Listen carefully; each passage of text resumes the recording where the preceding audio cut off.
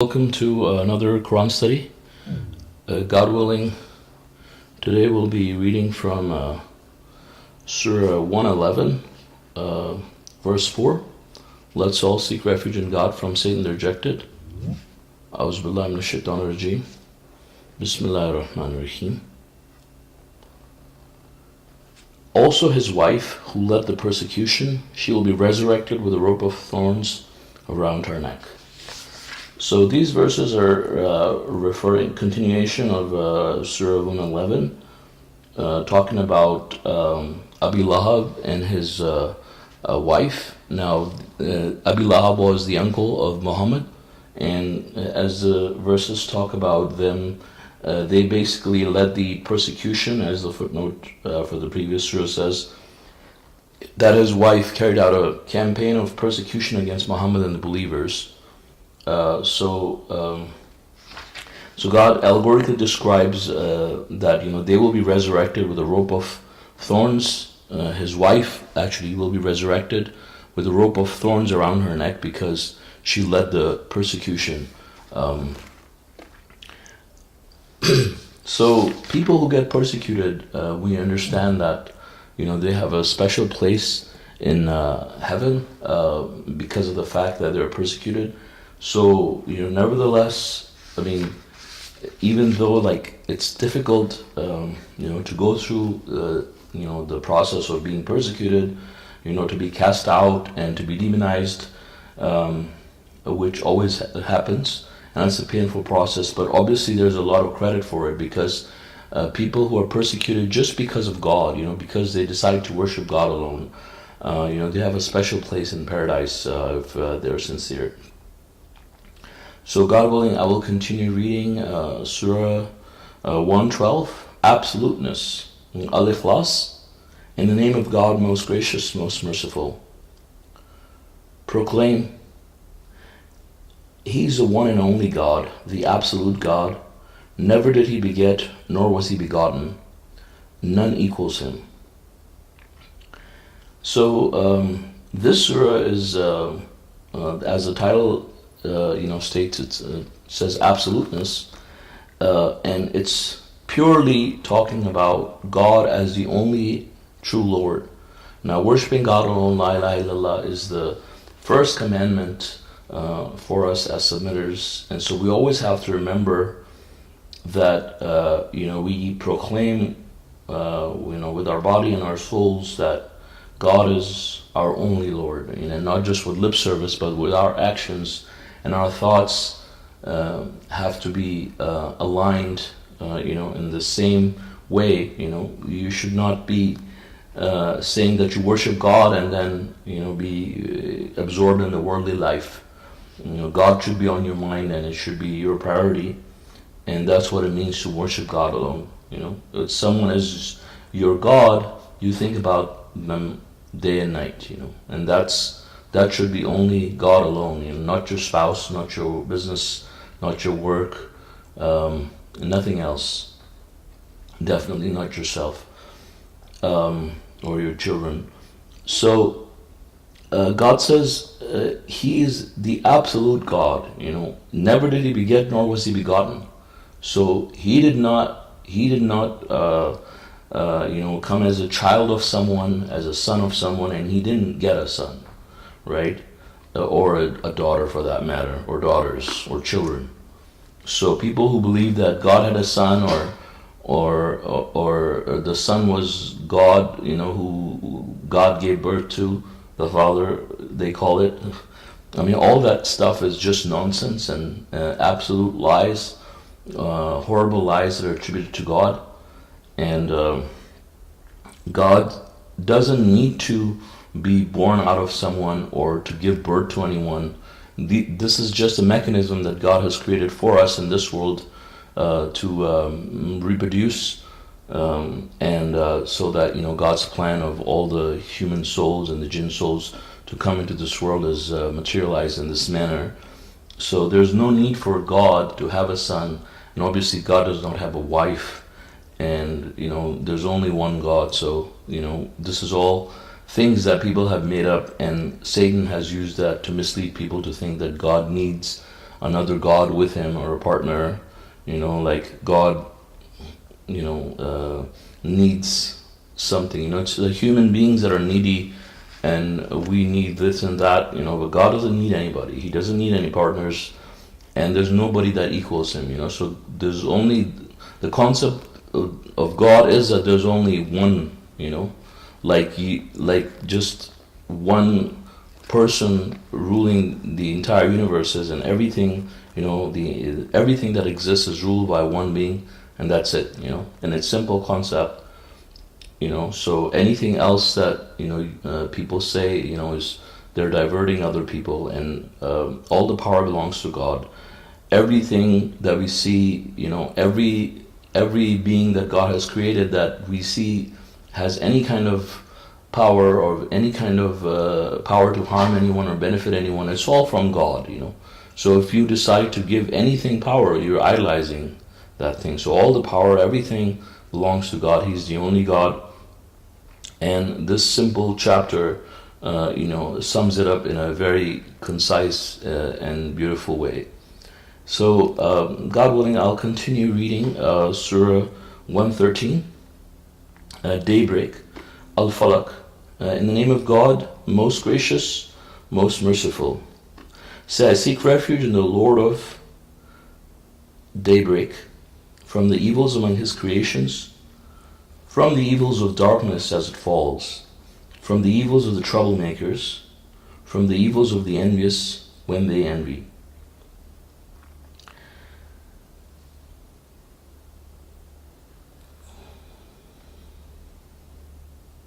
So this surah is titled the Daybreak, Al-Falaq, and basically God is the Lord of the daybreak, as we can see here, is one of the attributes here we can see that's mentioned. And so we're seeking refuge in the Lord of the daybreak from the evils among his creation. So obviously, there are a lot of evil creatures that are here on this planet, right? Because we cannot ignore the fact that we're living on this tiny mode called Earth, which is supposed to be Satan's dominion, his testing ground to prove his godhood. So his constituents are everywhere, right? His constituents among the jinns and among the humans, they're all around us. Majority of the people are going to hell, and majority of the people on earth are his constituents. And so there are many evil beings in this world. I mean, beyond imagination, beyond imagination, really. It's funny because, I was just watching this video of a man in the 80s. He was a Christian guy who used to have, his own show on Christian TV in the 80s. And, he was a puppeteer. He used to have a puppet, and he used to have this children's show on TV. And so, it was like, you can think of it like Sesame Street. They said, like, on a lower budget, but it was like, geared more towards the religious side, trying to teach children, do fun things, I don't know. But, and so he used to be very close to kids and host, pizza parties and all this stuff for children and all that, And they found out later on, like there was somebody who, after, I think like in 2012, this happened, like not too long ago, that they found some suspicious stuff, suspicious activity happening online, and they started investigating. And then they found out that this guy was using children, like he had videos of hundreds of children, and like these were not just children. I mean, he was like sexually abusing the children, and also he had like this fetish of abusing the children and killing them, and like dead children, basically it was so gross and so disturbing, so he was a cannibal who had an desire for eating young kids, and sexually molesting them, right? And so you can imagine, this is just the things you find out from time to time, but the horror just continues like there's no end. There's people on this world that will out Satan, and they don't feel anything.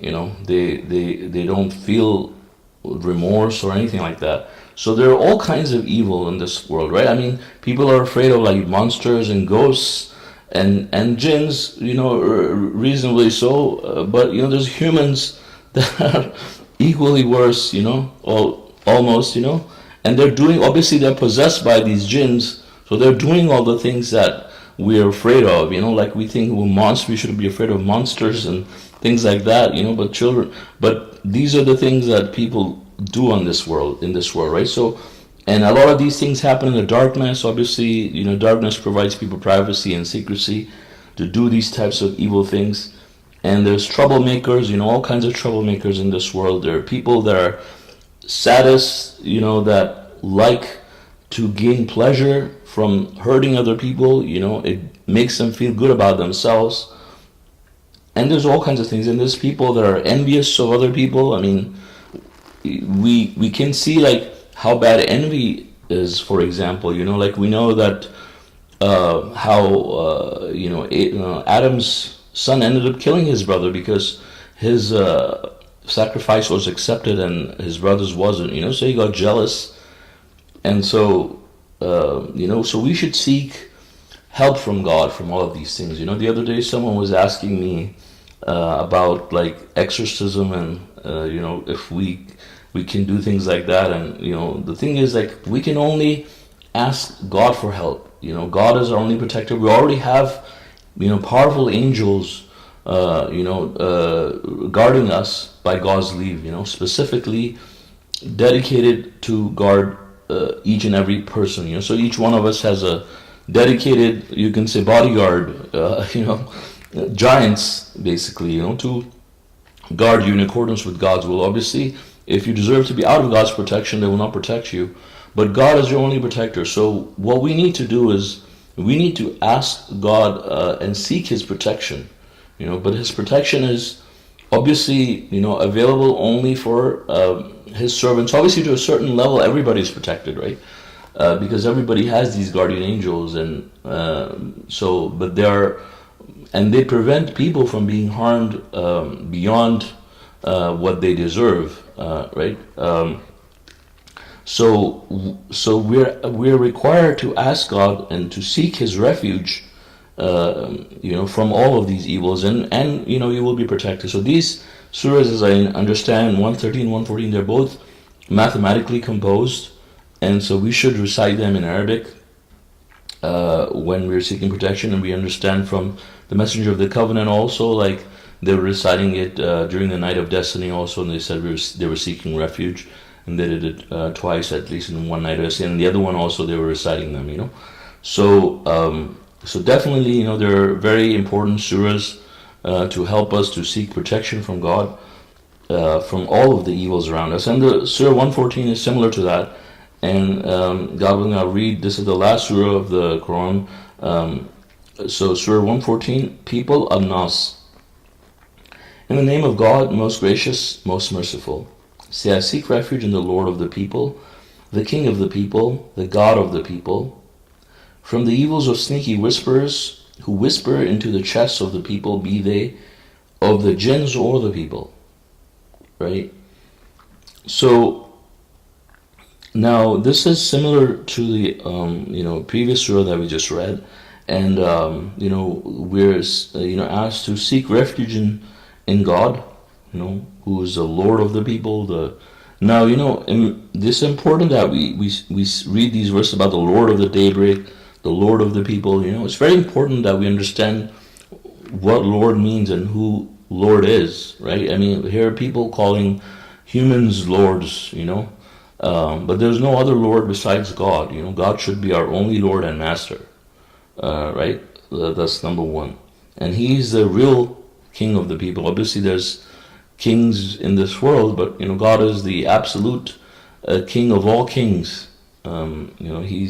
He is the sovereign, who owns everything, and he's the God of the people. And so we seek refuge in him from the evils of sneaky whisperers.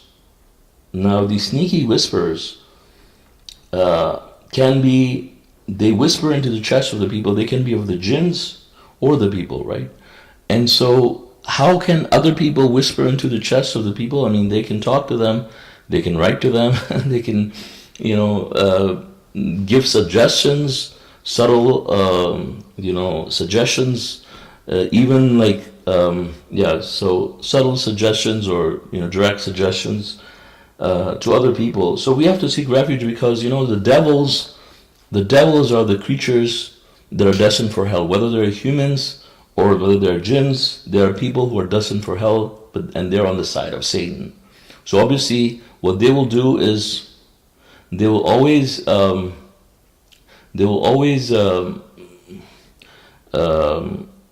advocate Satan's point of view, and they'll always whisper, sneaky whispers, doubts, and all kinds of evil ideas, So we have to be very careful. And so we have to, throughout the day, like we will continue to get messages from Satan in this way, and if you're not, if you're not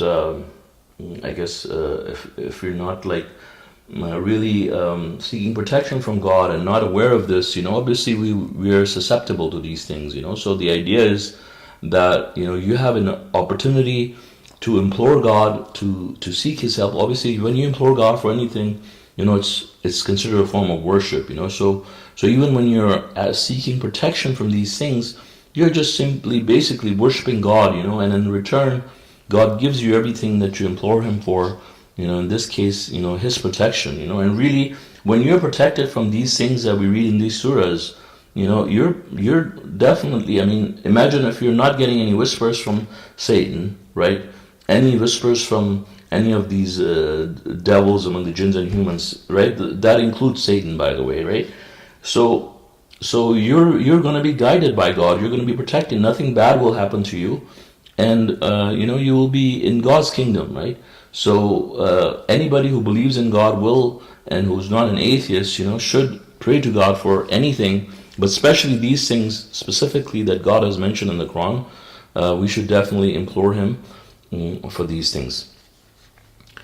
God willing, I read the end note here. So we see there are, if you have the actual book like I have over here, right? So if you see at the end, there are these numbers that you can see.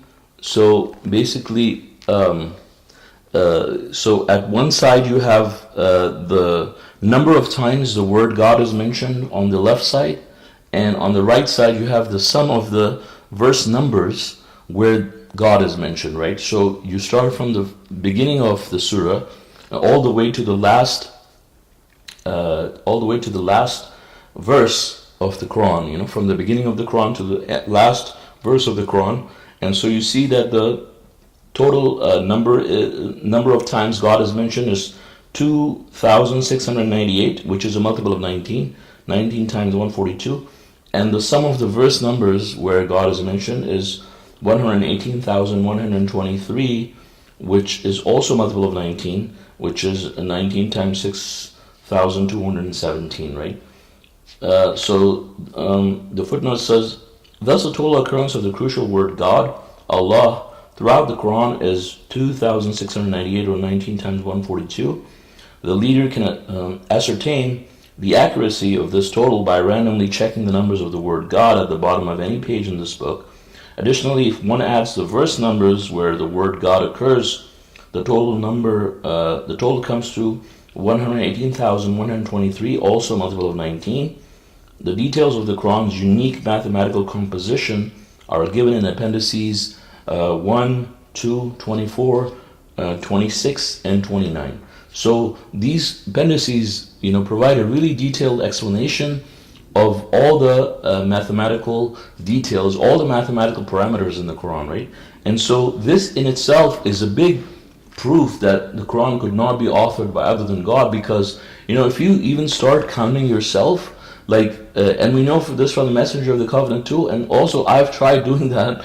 You make a lot of mistakes when you start counting. So imagine for Muhammad to keep counts of all these, and especially the numbers, would be impossible, right? But all this, and it's not just, obviously this is just one part of it, right? But it is just, even the number of times word God is mentioned is all mathematically composed. And obviously there's God in the number of God in the initial surahs, there's number of God in the uninitial surahs, there's number of God between the missing bismillahs and the two bismillahs, so it's very intricate, right? Just the word God here. And there's so many other parameters around the mathematical code of the Quran, which shows to us beyond doubt that what we have is the absolute word of God that could not be altered or could not be written by any human being at all. And it shows to us that everything we see here is protected by God, and what we're reading here is a truth from God. And this is something that we, as we read in the previous surahs last time about God's triumph, that he says that this is how the world will realize that this is the word of God, unaltered word of God, and all the other religions will die out and submission will prevail. And so if you go through these appendices, you will realize, how powerful it is. So I know, as submitters, most of us have gone through that. But if there's anybody who hasn't taken the time to read all these appendices, and especially the mathematical facts, it is very important that we go through these, because this will give you absolute certainty. If you read all of it, it will give you absolute certainty. Take your time to understand each and every one of these parameters. And really, if you have any small doubts, this is the function of the mathematical code, that it will erase those doubts, and you'll be certain, because there's no way that you can have this and then another mathematical pattern, another mathematical phenomena, and another parameter. There's so many aspects of it, right? And so you'll know that the probability of all this happening eventually, is zero many times over, right? So please, I highly recommend everybody to go through it. You can see that it starts from very simple and goes to a very detailed, like very complex numbers, like very large numbers, especially like if you see page 138, page 398 in the book, like in appendix 1, later on it starts with superhuman numerical combinations, right? And you have these large numbers where it's called first number, second number, third number, all the way. We have 15 different numbers, like really long numbers, and they're really fascinating. How could Muhammad keep track of those, right? Impossible. And so, these are really amazing facts, so please, if you haven't, take the time to go through all of these appendices, especially appendix 1 and 2, 24, 25, 26, and 29. Definitely go through all of them, but definitely pay attention. Don't skip through and fly through these appendices, because they're just numbers. They're not just numbers. They're important facts that God has put in the Quran for you and me to have no doubts, and if you know these things, obviously when you pass the message to other people, you will be, mashallah, blessed by God, to help other people, get the message as well. So, God willing, I will continue reading. So this brings us to the end of the Quran, and so God willing, we're going to go back. So, and we're going to start with Surah 1. Now, obviously, Surah 1 is also very tightly linked with the mathematical code as we read. So, God willing, I'll continue reading Surah 1. Surah 1, the key, Al-Fatiha. In the name of God, most gracious, most merciful. And the footnote says, the first verse in the Quran represents the foundation upon which a superhuman 19-based mathematical miracle is built. This important statement consists of 19 Arabic letters and the words in it occur in the whole Quran as multiples of 19. So it says, "Praise be to God, Lord of the universe, most gracious, most merciful, Master of the day of judgment. You alone we worship, you alone we ask for help. Guide us in the right path, the path of those whom you have blessed, not of those who have deserved your wrath, nor of the strayers." So this is a surah that we read every day in our contact prayers also, and this is a very special surah. I mean, all the surahs are special, but this is very special because this is the first chapter in the Quran. It is it's mathematically composed, and there's many mathematical parameters that are linked around it, as you will see when we go through the footnotes. So God willing, I'll read them in a second, but really, I mean, if you go into the meaning of this entire surah, I mean, the first thing we learn is that we're praising God, who's the Lord of the universe. His attributes that we're referring to here is most gracious, most merciful. I mean, He's most gracious and most merciful because He's gracious enough to give us another chance to come to this world, and He's merciful enough for the same reason that He has allowed us. He didn't put us into hell, and He gave us another chance, another opportunity to redeem ourselves. He just didn't put us with every other jinns and humans. He knew that there were certain souls that needed to be saved, and God allowed them to be saved by His mercy. He gave them a chance. Now we humans, obviously, God is so merciful and kind, but humans abuse that. But nevertheless, He has given us this opportunity to work on ourselves and to get redeemed into God's kingdom, and not take this time for granted. And we understand and we recognize, we acknowledge that He is the master of the day of judgment, right? So if you look at for example, the interpretation of the Mohammedans, God is not the master, Muhammad is the master, right? Because Muhammad dictates who goes to heaven and who goes to hell. And same way with the so-called Christians. The Christians, they believe that Jesus is the master because anybody who believes in Jesus is saved, right? But God is the only master, and He's the only one who decides who goes to heaven and hell, and nobody can intercede, and all the judgment belongs to Him.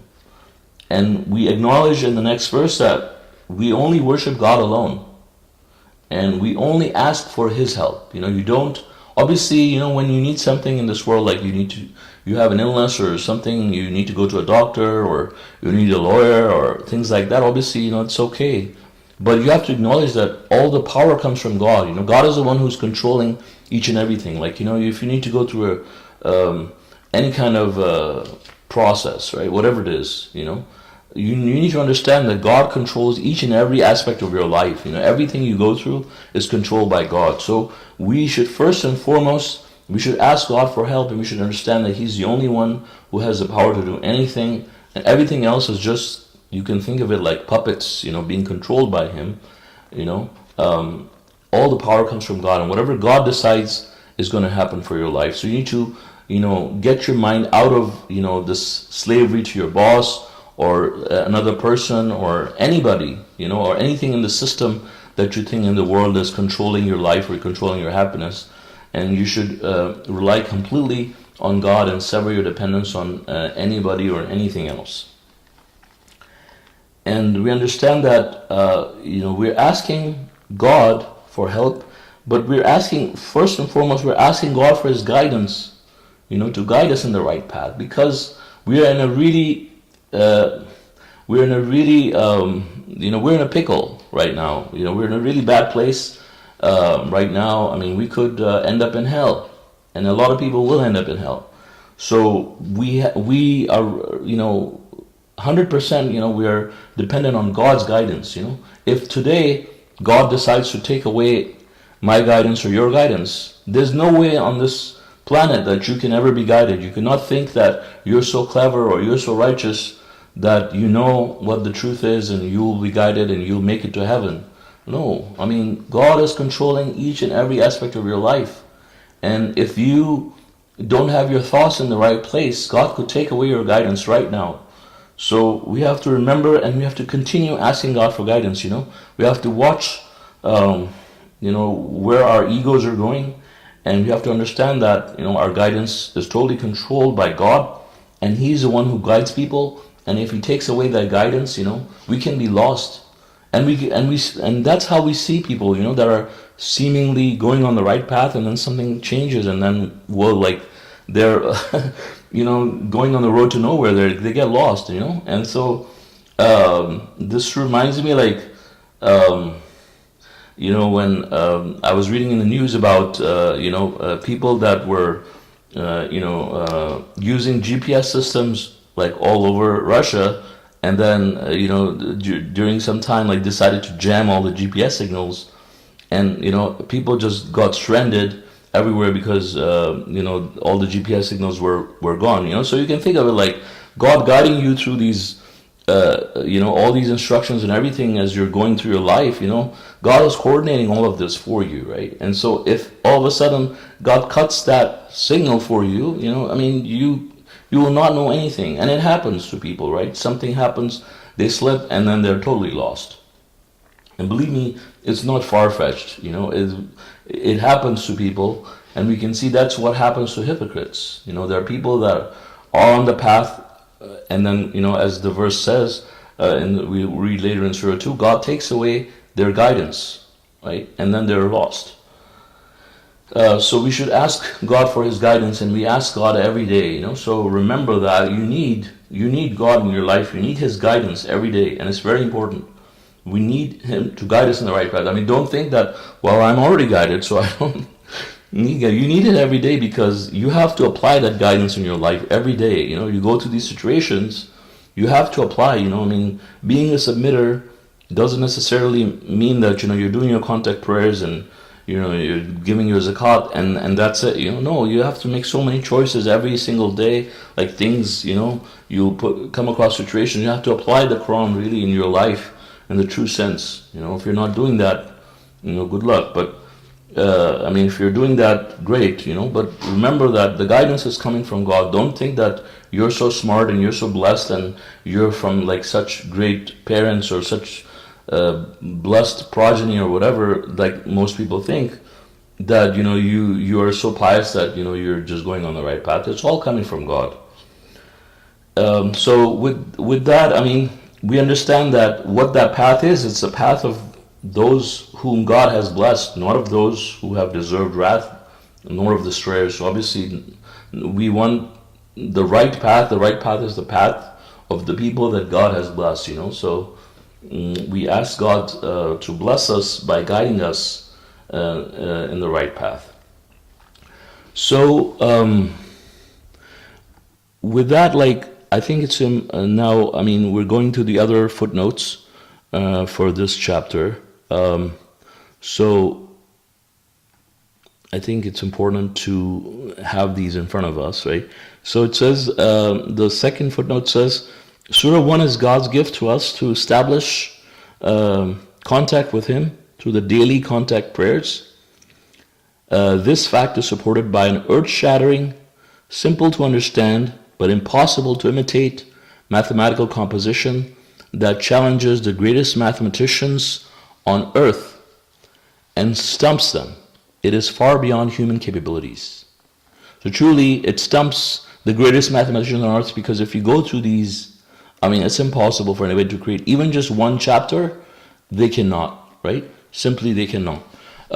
So this surah says, number 1, the surah number followed by the number of verses next to each other give us a multiple of 19. So this is the surah number 1, and these are the verse numbers. It has 7 verses, 1, 2, 3, 4, 5, 6, 7. This number is a multiple of 19. Then it says, if you substitute the number of letters per verse in place of the number of verse numbers, we get this number, which is also a multiple of 19, right? So you have the surah number, then verse 1 has 19 letters, verse 2 has 17 letters, verse 3 has 12 letters, and so on, right? And if you look at this number is also a multiple of 19, right? So imagine this and this, both of them, right, are multiples of 19, number 1 and number 2. So what are the odds of this being a coincidence? There's no coincidence here, right? This is designed by God, right? And if that is not enough, then if we insert the total geometrical value of every verse, we get this number, right? So next to the number of letters, you put the geometrical value of that verse, right? So Bismillah ar-Rahman ar-Rahim has 19 letters, and it has a geometrical value of 786, right? So we understand what the geometrical value is that, before we had numbers as we know them, people use alphabets for their calculations. And so if we see, every letter has a value that is associated with it, right? And that is called its geometrical value. And if we see that there is a chart here that I'm looking for that will show you the geometrical value. So you see here, you have Aleph has a value of 1.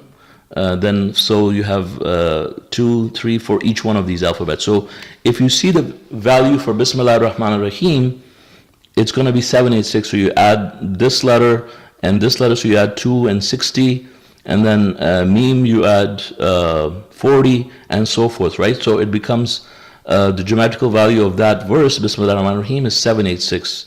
That's why you see some people write 786 short for Bismillah ar-Rahman ar-Rahim sometimes, right? But that's what it means. So if you write the geometrical value next to the number of letters, that whole number is also a multiple of 19, right? So obviously by this time, by this stage, you understand that none of this is possible. I think if you have these 3 factors and you tell someone to make something like this, they will not be able to do it. They're going to have a very hard time. Like, I don't think they would be able to do it, right? But it doesn't stop here. Obviously, it continues, right?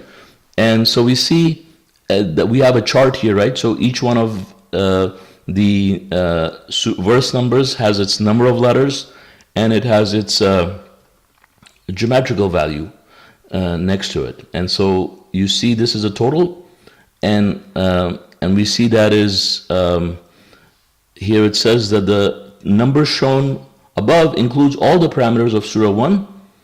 It consists of 38 digits, right? So this number that is shown above, it consists of 38 digits, 38 digits, right? This number here that we're talking about, right? This consists of 38 digits, and it's also a multiple of 19, and 38 also is 19 times 2. Then it says, it's also noteworthy that this 38-digit number is still divisible by 19 when we write its components backwards from right to left as practiced by the Arabs. So we wrote it this way, right? We wrote 1 first, then 19, then 786, and at the end was 6009, right? But if you write it in reverse, meaning you put 6009 first, and then 43, and then 1072, and so forth, you still get a number that is also multiple of 19, right? So what are the odds of that, happening on its own? Obviously, this is all designed by God, and God, and it really shows to us God's power, that nobody, obviously, God designed the language, He designed the geometrical value, He decided, what letters have to have what value, and He composed a mathematical miracle around it too, right? And this shows to us that, each and every letter, not just this surah, but every surah is divinely controlled by God and protected by God through the Quran's mathematical code. And obviously this is one of the smallest surahs, and we can see these parameters, but obviously, there's many other surahs in the Quran, as we know, and they have many different mathematical parameters around it that we can see that show these mathematical facts based on the number 19. Then it says, the mathematical representations mentioned above participate in numerous extraordinary mathematical phenomena to confirm all the details of the 5 daily contact prayers. And it says many more astounding phenomena are given in Appendix 1. Thus, the reader is handed at the outset tangible proof that this is God's message to the world. So this is not, believe me, this is just like scratching the surface. And I'm just talking about Surah 1.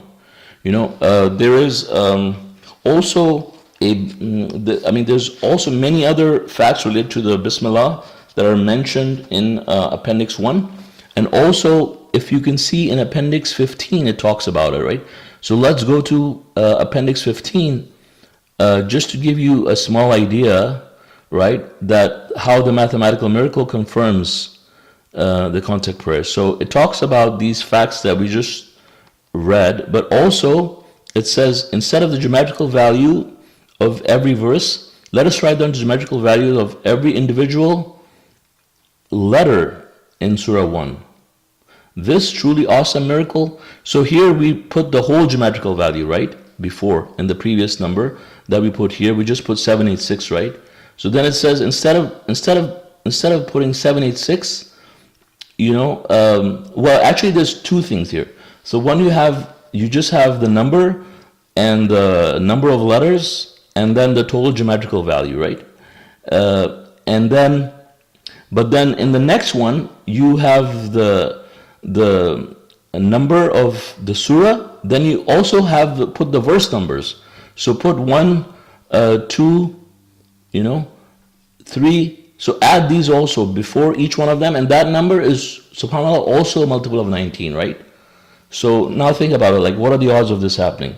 Now, on top of that, then it says, let us, instead of the geometrical value, let us write the geometrical values of every individual letter. So break it down, in other words. Instead of 786, write each and every value on its own, right? And so what do you get then? You get, so you have the surah number, right? And this is, which is also multiple of 19. And then you have the number of verses, right? Which is 7.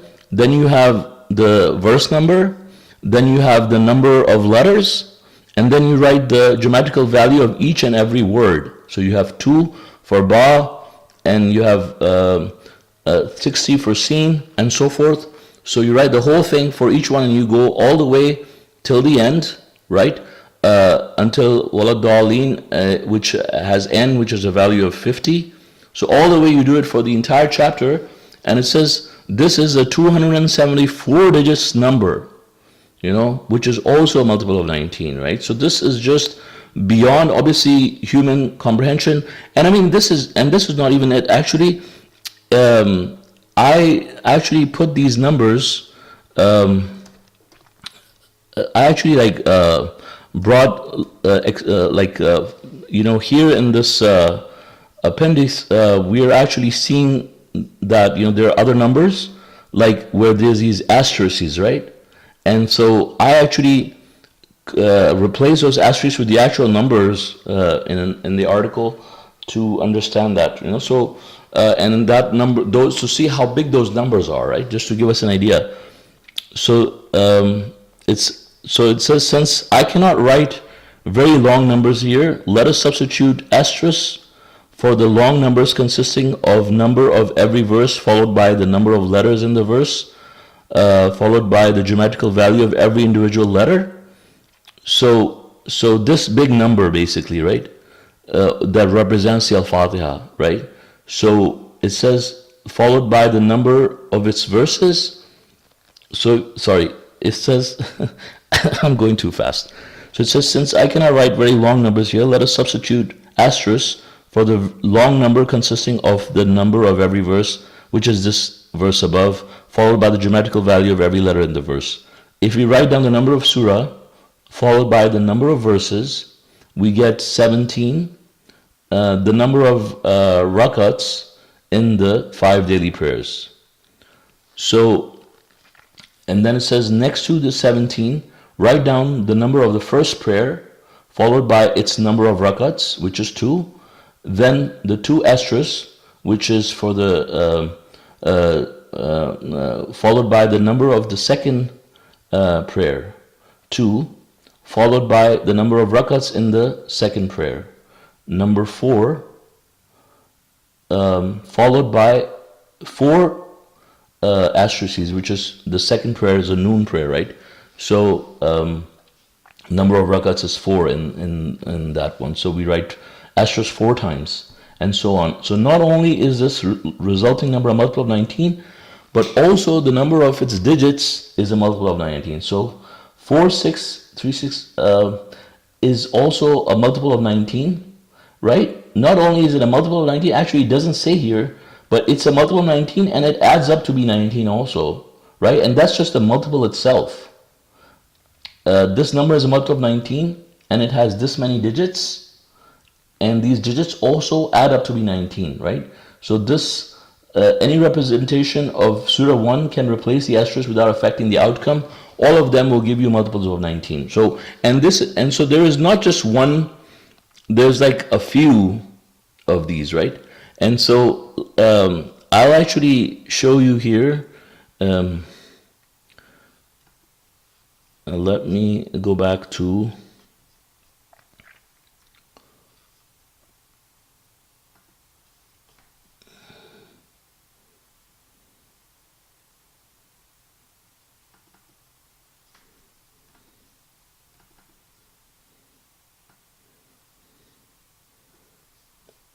so here, right? So this is about the contact prayers, right? So these are the numbers, right? You can see this huge number, it's a multiple of 19. Then this number is also a multiple of 19. Then there's other numbers, right? So they just keep getting longer and longer. And you can see this one, I mean, it's just, they're all related to the contact prayers, our 5 daily contact prayers. So you can see how these are numerically composed, right? Look at this one, like, huge, right? This is the confirmation of the Friday prayer. I mean, how big that is, right? You can see, like, and all these, I mean, you can just put them in the calculator and verify them, right? So in the submission app, you can do it. On the submission guide, you can do it, right? And so all of these are mathematically composed, subhanAllah. So going back, God willing,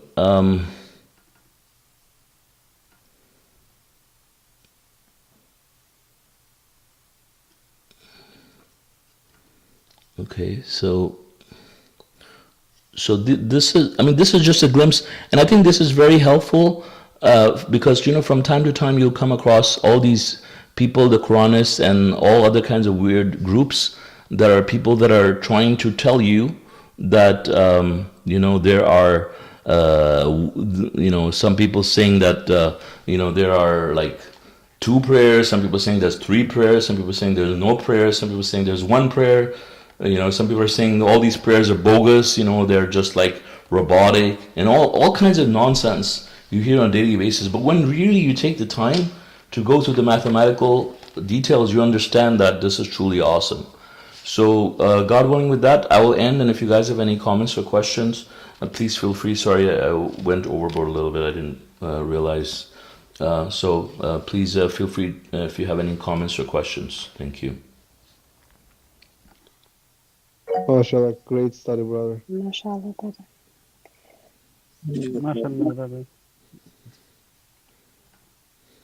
MashaAllah. Brother. Thank you, brother. Awesome. Thank you, mashallah. Brother Salman, I owe you an apology. I do apologize. I mixed up the time, PST, GMT. Oh, no I thought worries. 10:30 p.m. GMT. I was set, and I just saw that the live stream coming up. You don't get the phone, the automated calls on your phone? No, I joined through the link. Okay, yeah. So maybe after the stream, maybe I can guide you through how you can set it up, because I think that will be very helpful for you. Sure. So apologies. Yeah, no problem. I didn't mean to be. No problem. I understood there would be a good reason. Yes. Yeah. Alhamdulillah. Great session. God willing, can you do it next Tuesday? Inshallah. Okay, Yeah. perfect. So while you've got your screen up, I just thought that it would be good to go through Appendix 1. There is a section when it talks about the Bismillah ar-Rahman ar-Rahim, and it's towards the last where it says a strong foundation. I did my homework today. You see, I was. Sorry, what was that? It's just after these ones where it says a strong foundation or such. Mm-hmm. I think it's word of God. Yeah, it's just before the end, like before all those boxes that. Mm-hmm. 19. This one, right? A strong foundation. Yes. Mm-hmm. So this one talks about just the Bismillah ar-Rahman ar-Rahim, the very first verse of the Quran. And it talks about each and every letter in Bismillah. We of course we know that it consists of 19 letters, Bismillah, and then it goes into each of these words. So Ism means name.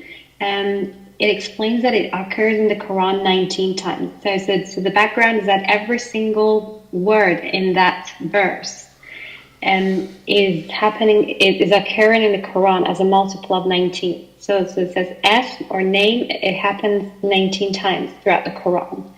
Allah, as we just saw at the end of the Quran, it occurs 2,698 times. So it's 19 times 142. Ar-Rahman, which is one of the names of God, of course, it occurs 57 times, which is 19 times 3. And Ar-Rahim, which is most merciful, again, another attribute of God, is 114 times, which is 19 times 6. And then it goes on and says, when the messenger had gone through all the names of God, names and attributes of God, there are certain names that their grammatical value is in line with the occurrence of these words throughout the Quran. So the first one is Wahed, means the one, and the grammatical value is 19 and is exactly the same as the occurrence of S in the Quran. And then the next one is Al-Fazl al-Azim, means the possessor of the infinite grace. And that occurs 2,698 times. Well, the grammatical value is the same as Allah, which occurs 2,698 times. Then Majid, the glorious, which is one of the attributes of God, which also he uses it for Quran, the glorious Quran. The grammatical value is 57. And then Jama, which is gatherer, is 114. So this is, I found this very interesting. So the very first verse, it is so amazing, and it is just mind blowing. Subhanallah, when you go through it, and unfortunately, I mean this special verse, I mean in some of the countries they don't even say it when they start their prayers. So when we recite Al-Fatiha in our prayers, in some of the countries they don't even say the Bismillah. They say it's not part of it, part of the chapter. It is good to say it. I mean, it's good to recite it. We can recite it, quietly and go through the other one.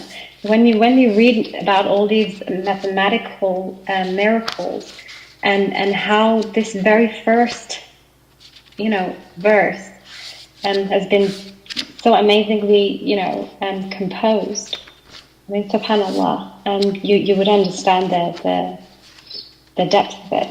Mm-hmm. Yeah, praise be to God.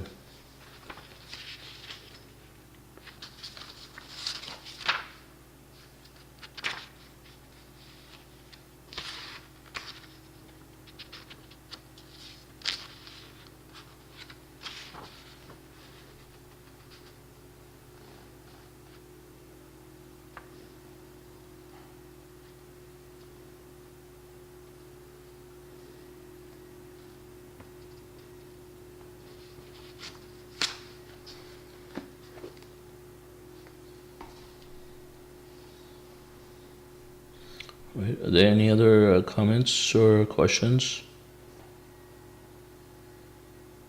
I just want to say that I was just listening to the Messenger of the Covenant thing the other day, and how he was talking about the miracle of 19, and then I kind of realized that he says that 1400 years people have pondered upon the initials, and so many discussions and so many people have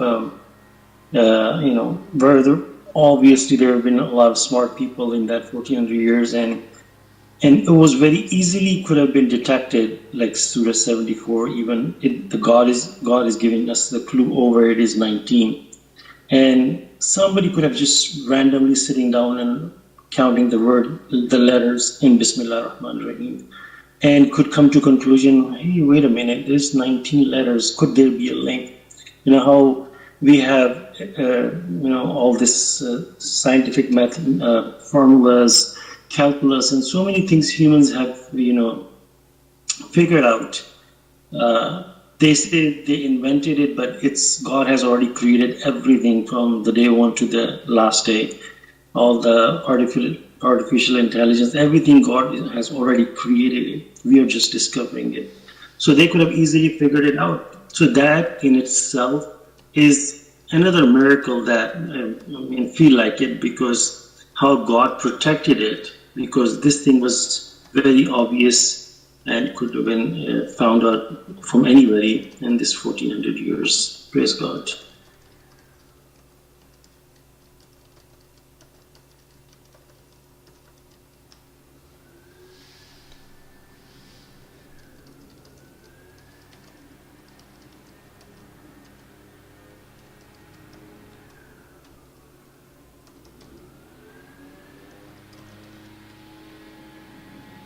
And I have a question, if I may ask. Sure. Thank you so much. This is Gita, and I'm so thankful to be among my teachers and my friends to learn. And I am learning a lot from you, more than any other teachers I had. I have a very quick question, and that is what you said, and I just really went right through my heart, because I always had this confusion before I converted to Islam and Rashad. I always wanted something, more money, more car, more house, more this, more that. And all of my worries and everything, I would always ask God to give me something. And I was so ignorant that not knowing that God knows the best and whatever is good for me, He'll give it to me. So I better experience what He's given to me and be thankful and not asking for more. So what I learned from you today, and I was really, really interested, it was very different from anybody else's that they thought me. You said, ask for refuge, ask for protection. That means I am so nobody. I don't have no power. I'm so weak, which is so true. And rather than I'm trying to figure out what I'm going to do and how I'm going to do this, I should be asking for God. And I'm really, really thankful for this one. And I wanted to say one more thing, if I may. And that is about what you mentioned, that about whispering in our ear, the shaitan. And I really and sincerely, I believe is only two ways. It's Gita or God. And Gita is really, it's a kind of sort of like a shaitan wants to get close to God. I before I became believer, I'm like, why would I have to be bowing to God? Why would I have to do? Now I know, because my ego was so big that I couldn't even do that. So I'm asking this question: why do you believe? Now this is the question: why do you believe that a person like me that didn't know Rashad, didn't believe in God or on, because I learned from you and proved all these mathematical that Quran sent from God, and it's all His messages. Why do you give that message to the people that already believe in Quran, like Muslims, and not giving it to the people like me that we didn't believe in Quran? or the people in Iran that they believed in Quran, all of a sudden they don't. Why don't you spread the word that way versus to spread it among the believers? Thank you. If that makes sense.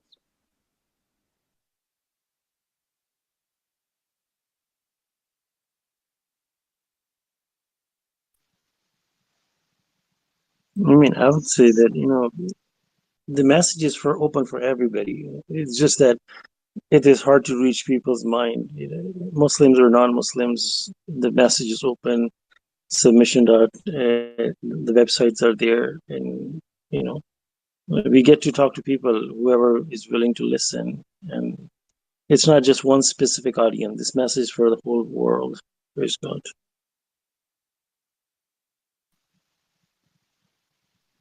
Thank you so much. Yeah, Excellent. mashallah. It was really, really awesome, to go through this stuff today, the mathematical miracle. Because even myself, I think Brother Suleman was so right. It's good for us to go through it from time to time, or as whenever we want. But it's a really good reminder, and each time I look at something, it's almost like I'm seeing it for the first time. Even though I may have looked at the miracle or this parameter or part of the miracle, it's mind blowing each time I look at it, in the sense that this isn't from just a human, and just like it was talked about, keeping track of this is impossible. I mean, even keeping track about the simpler parts of the miracle, and that's not just nothing. No part of this miracle is simple at all. But like comparatively speaking, to like the more like the superhuman or like the ultimate. I think there was an appendix, or Brother Solomon read it earlier. Like the really really long number. I mean, even the numbers that aren't so long, that's still, humans still can't even scratch the surface on doing something like that. So I mean, even if that was like there was only parts of the miracle that were like that, that would still be should still be sufficient, for people to believe. And God is so merciful and kind, so he goes out of his way to like even give us bigger numbers, and uh, kind of like the messenger was saying one time. I mean, this stuff it's so intertwined, it's so interlocked, so and there's no flaws in it at all. It's perfect, so each time I look at a mathematical miracle or any part, it definitely increases my faith, and or like provides even more certainty on top of certainty, if that makes sense. Mashallah. Thank you, Marshall. Excellent. Yeah, mashallah, John. This is really mind-numbing information. To the way even so when you put those numbers, I've never seen those that many numbers on the page. And when you calculate them, it's 19. And this is coming from the time where we didn't even have, they have very limited resources as far as where to write. Now we have computers and all that. And this came to us more than 1400 years ago. I mean, every time we read it, even down to just the last two verses from the Surah 9, and you go to the explanation that Messenger has given us, I think roughly 70 plus reasons that they don't belong in the Quran. And those reasons alone, when you read them, they're just mind-numbing. They're just so much, like if you're trying to prove a case in the court and you brought some valid piece of evidence. These are like 70 plus valid piece of evidence that he brought, and just for those two cases, two verses, and people in this world are utterly refusing to accept it. They're calling names to messenger. They don't want to accept it. I mean, and how we see how bad human beings are, and God has proven his case.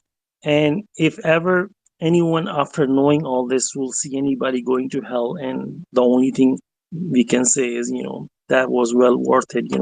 God is the most merciful. He will not put anybody in hell. He has given you such a valid piece of information. You were arrogantly rejecting it. You know, I don't even want to go through the like to prove it 19 here, 19. Just these two verses alone is far more than enough to bring anybody to submission. But yet, people are so arrogant. Praise God. Yeah. You know, subhanAllah, message is out there. And God says God guides those who want to be guided. So unless a nation does not want to believe, God will not guide them. And you know, if we think about our own stories, really, I mean, like the message came to us by God's grace, you know, from somewhere that we didn't even expect it. You know, we didn't. I personally didn't expect that one day I will pick up the Quran and I will read the Quran, mashallah, from cover to cover. And you know, like I used to see people reading the Quran. I did read the Quran here and there. I couldn't understand much from the translations that I had in hand. But then, mashallah, I had no idea. You know, I never expected that I would receive such a wonderful translation by messenger of God and receive the message and praise God. I mean, it's God's mercy that he sent his message to the world. And God is the one that guides us. So nobody can guide anyone. Even the messengers couldn't guide their own, you know, close families. So God is the one that guides, and God is the one that teaches us the Quran. MashaAllah. There are so many believers around the world, but all these believers submitted. I mean, in the Quran, even the messenger mentions that there are believers that will go to hell, unfortunately.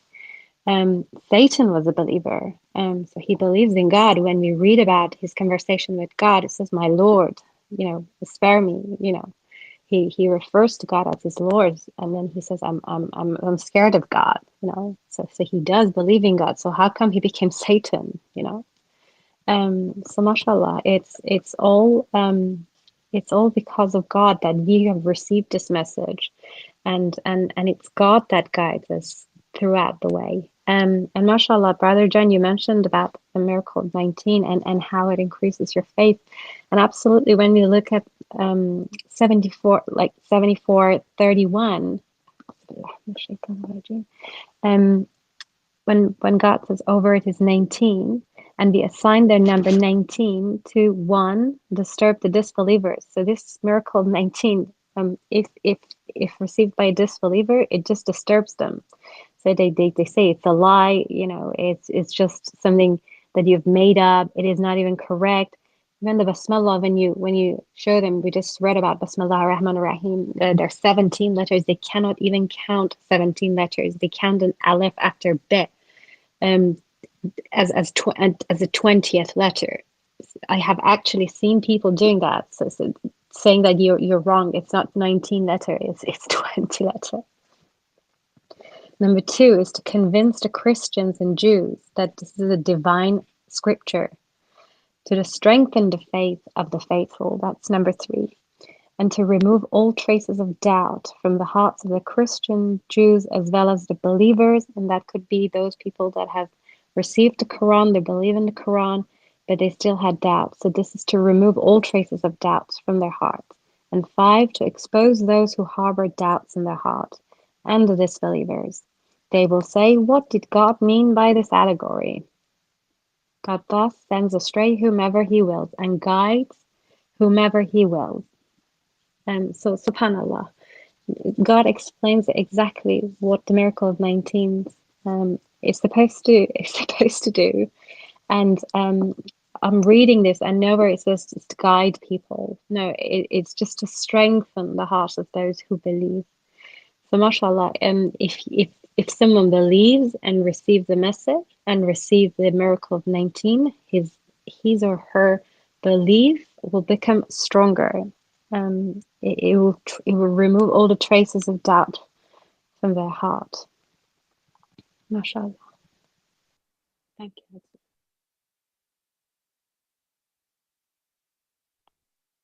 Mashallah. Thank you, sister.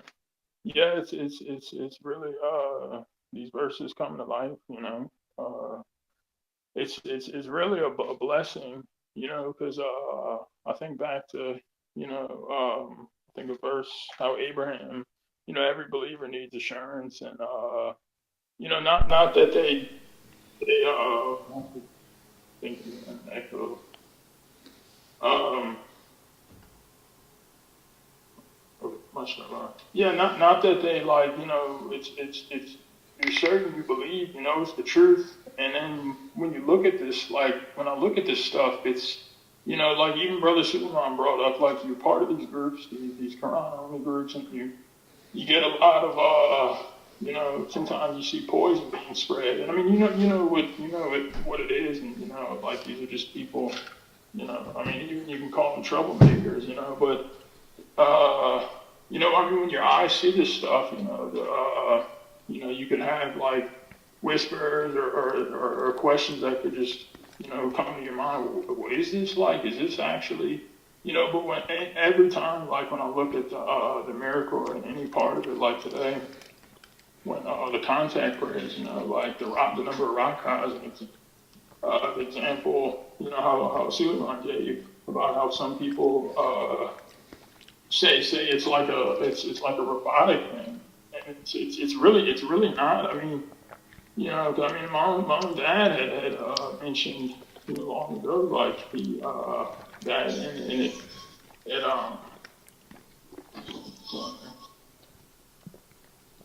sorry, yeah, mom and father had brought that up, and I kind of had a debate with him. I said we do whatever we're supposed to do. I mean, in the Quran, it tells us to observe the prayers 5 times a day at specific times. I even showed them the verse. And I mean, when you hear this stuff, you obviously, if at the time, if you think the person could be saved or helped, you could debate with them, but there comes a point where, you don't want to listen to these people anymore because they try to spread doubt. But, when you look at this miracle, it gives you confirmation upon confirmation. And, it really does remove all the doubt, and I mean it's really nice, of God to do this for us. That's how I think about it sometimes, because He could have just given us the Quran, but He gave us His miracle too, to strengthen us and to remove any doubts that could creep in over time, just completely eradicate them.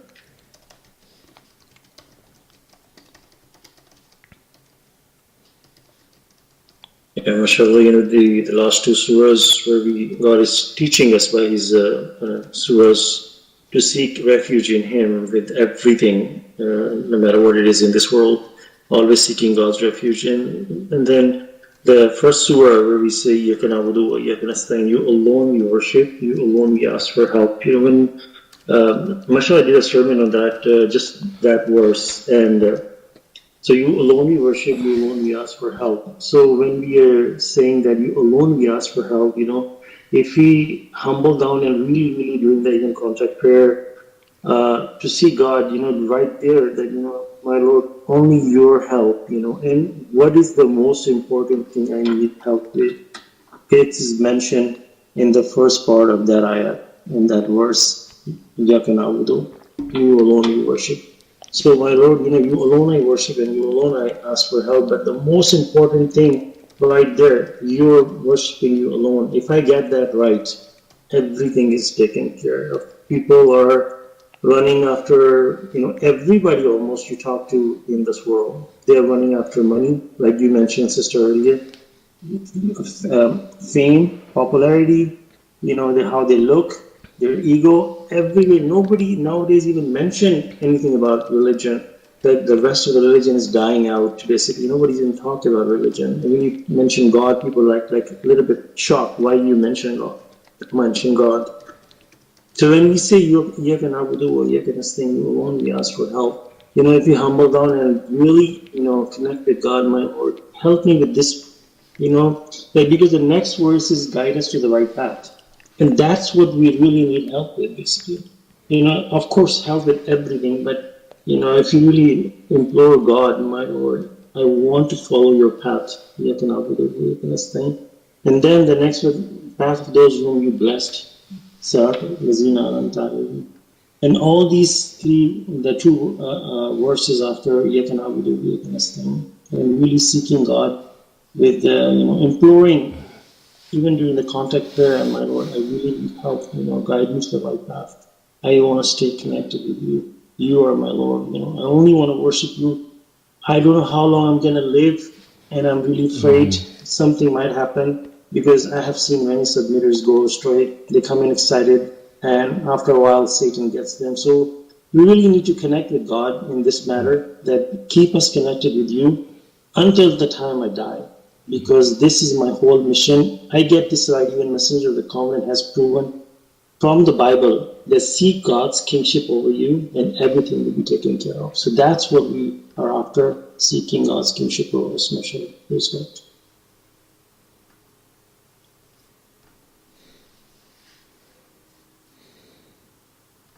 May I ask one more question? Okay. Do I have time for one more question?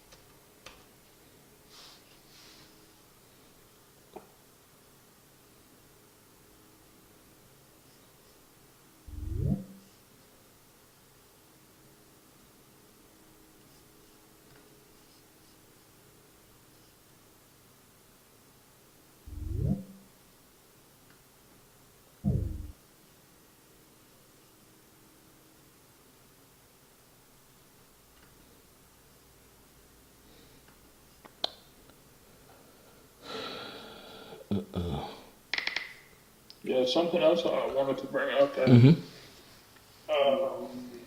it came to mind was, like God gives us some specific instruction, on how to do, how to perform the worship practices, how to worship Him. And it's, he's so kind enough to give us the specific instructions and make it easy for us. And it's not left for, open to interpretation or suggestion, by whatever human being. Like, for example, the contact prayers, So He gives us a specific, instructions, way to do it, when to do it.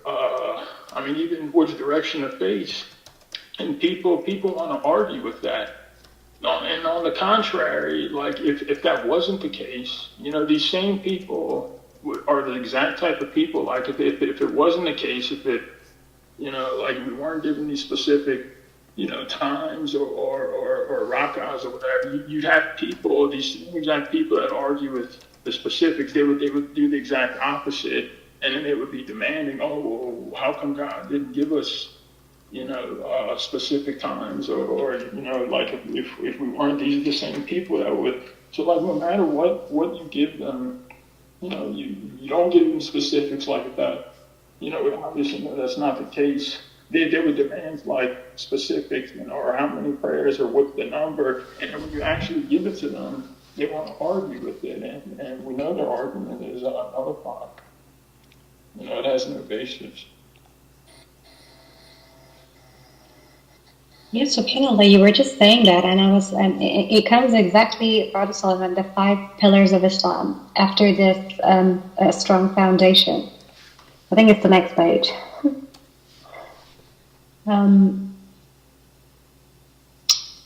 Where the Messenger has listed all the 5 pillars of Islam that have come to us from Abraham, and each of these pillars have been mathematically proved in the Quran. So the first one is bearing witness that there is no God beside God, the Shahada. That is mathematically proven.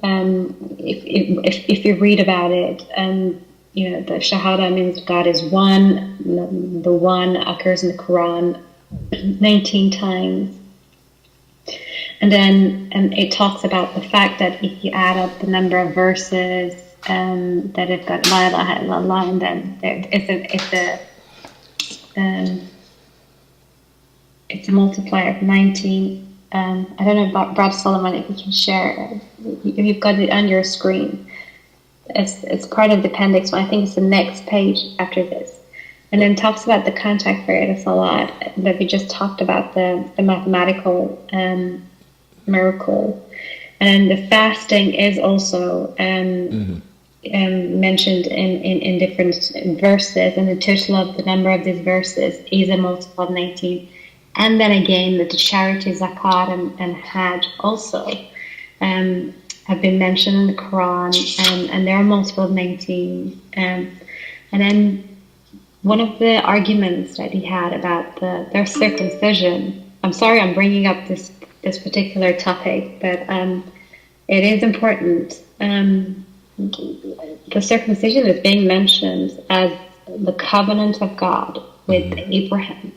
And a covenant is a very important concept, right? If it is a covenant of God with Abraham that is supposed to be passed down to all of us, it would have definitely been mentioned in the Quran, and it would have definitely been mentioned in a way that would be proven mathematically. There is nowhere that we've got that in here. If there's something so important that has been mentioned in Torah as a covenant, and if it's the right one, if it's the truth, it would have definitely been here. It would have definitely been proven as a mathematical 19 to remove the doubt from the heart of the believers. If it's not mentioned here, then it's not been mentioned here, right? And then it is not. That is as simple as that, mashallah.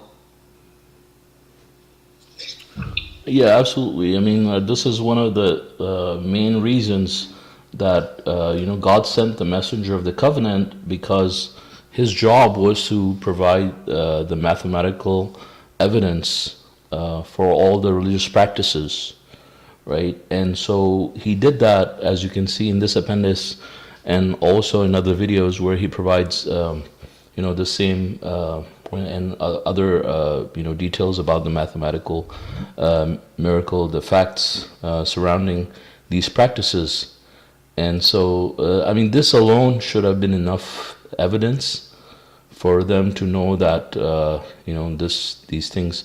He clearly mentions these are the pillars, right? These are the 5 pillars, and these are all the practices they are. And then the people say, no, these are not all of them, there are others.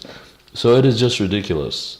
It is simply ridiculous, and it is very sad for these people, unfortunately, that they have become prey to such a stupid and scheming of Satan.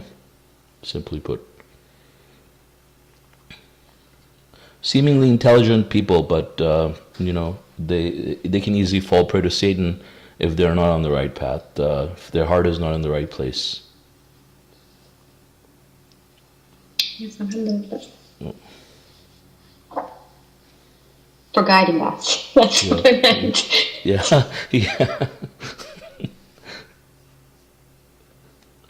May God continue to guide all of us. This is an important subject, and I think it's important to learn from this. Also, one of the other brothers was telling me he had similar experiences. I don't think he wanted me to discuss it in this group, so he messaged me privately, and how some people in his community became prey to the same thing by the same people from San Jose, and then ended up leaving their group because of that, because they were so adamant about having circumcision as part of their religion, and they ended up leaving the congregation and starting their own group. So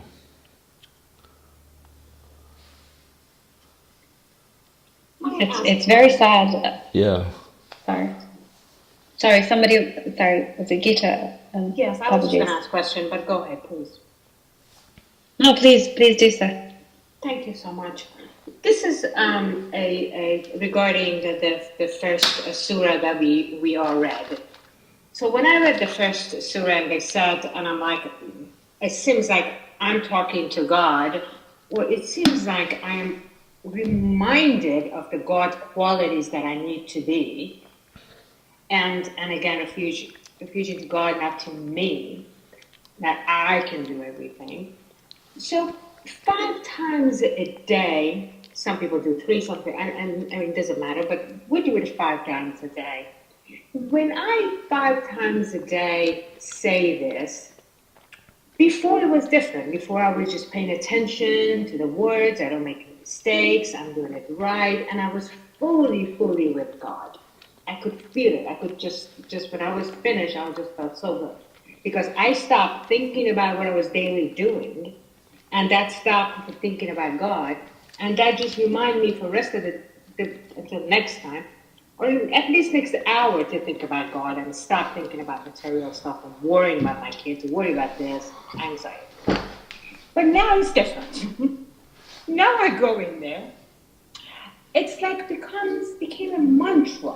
It's like I'm memorizing this and I'm doing it. But while I'm doing it, I'm lost in my thoughts again. I am like thinking about my kids. I'm thinking about what I'm going to cook. And the only thing I'm not thinking is God.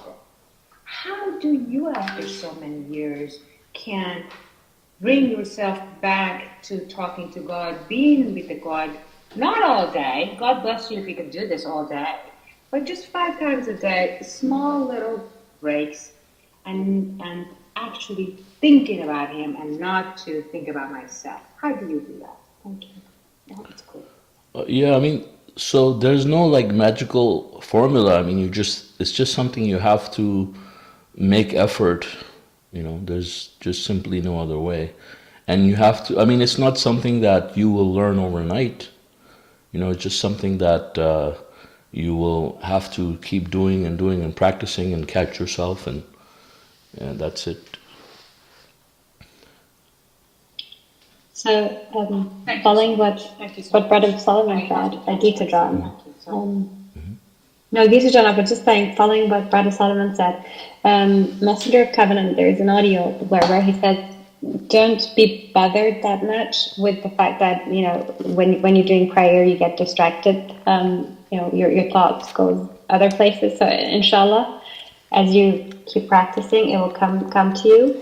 And then he said there's what he used to do is that he said I thought that when I'm doing my prayer, I imagine that God is present in the room and he's seeing me, and so you become more reverent, inshallah. So when you practice that, as you continue doing your prayers, 5 times a day, inshallah, it will help you concentrate more.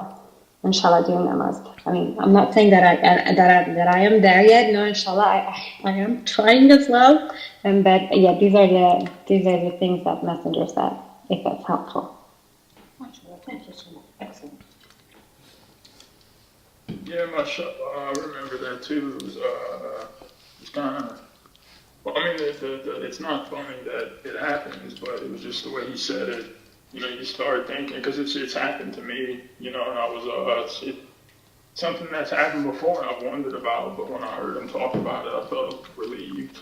But not in the sense where it gives me, a way just to, like not focusing on the prayers, but he said, suddenly like you'll remember something you hadn't remembered in 10 years, like whatever, the thing you're talking about, maybe shaitan or whispers or something, you start thinking about something, like just suddenly, you're, he said, like your brain dead, like when you could be watching TV or a show or doing something completely, in a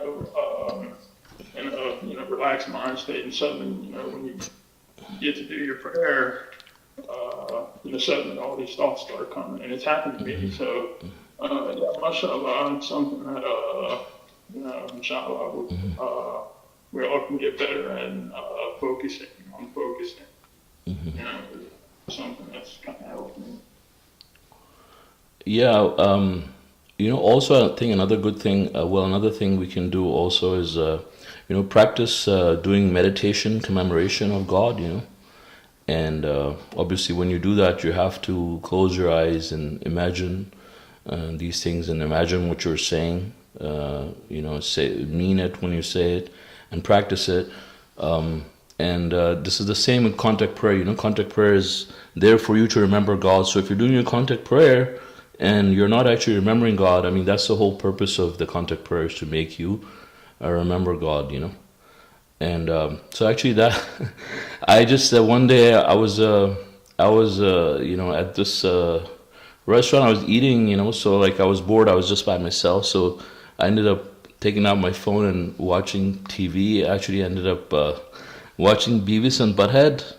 I know it's not really appropriate, but it's just something that I used to watch growing up, and I was like, maybe I should just watch another one. So this one was about meditation, actually. So it was kind of funny because all these people, they're ordered by their school as a detention. Instead of some kind of punishment, they're ordered to take a class in meditation. And so they go in, and the instructor is telling people that they have to empty their minds. So all these people that are there, and he's like, you have to get in a state where you can empty your mind and not have any thoughts. And the instructor is saying, they say that only Buddha was able to reach that state and whatnot. So you can't reach that state. So they show all these people in the class, and Beavis and Butthead are also there. And eventually, they show each and every person, and every person is like trying to focus and empty their mind. I mean, they think meditation is just emptying your mind, right? But meditation is emptying your mind of everything else but have God in it, right? But they took God out of it, and now there's nothingness, right?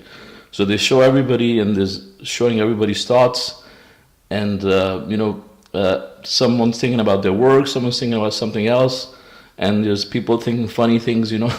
Eventually it shows Beavis and Butthead, and their mind is completely empty because they're stupid. They don't have anything in their minds, so they actually end up going up in that state and having some kind of out of body experience. It was just so hilarious. I mean, and they end up seeing Jesus and Bill Gates, and it was just ridiculous. But the idea here is that you have to get rid of those other thoughts, right? Because, and obviously the point of it is, when you think about it, is that everything else is really just completely becomes irrelevant at that point, right? Because when you're thinking about God, you're with God, you focus on what's important. Then, so what are you going to eat tonight, and what are you going to get tomorrow? I mean, all these worries just become so irrelevant, because here you are thinking about your eternal life, right, with God. So all these thoughts should just disappear on their own when you prioritize your life properly. You remember what's important.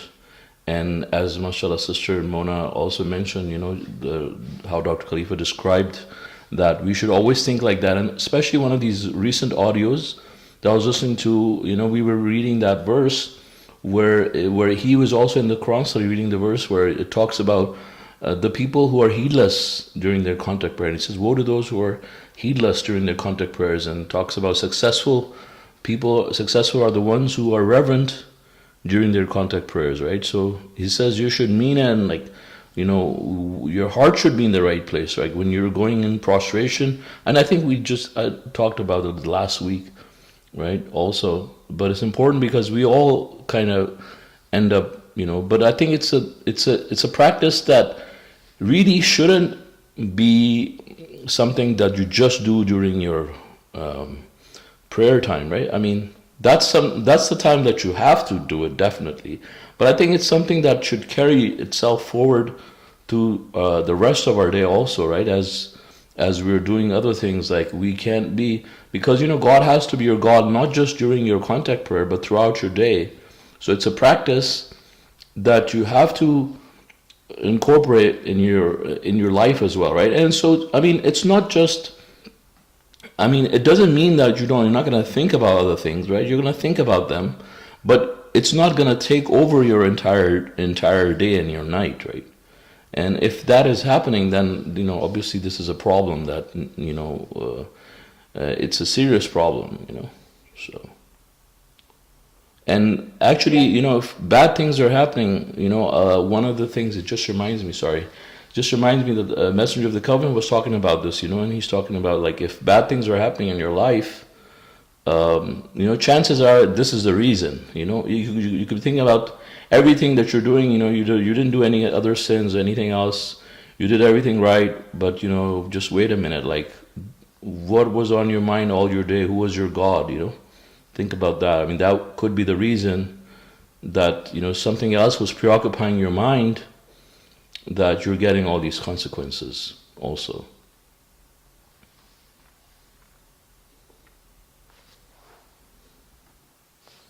Thank you. Excellent.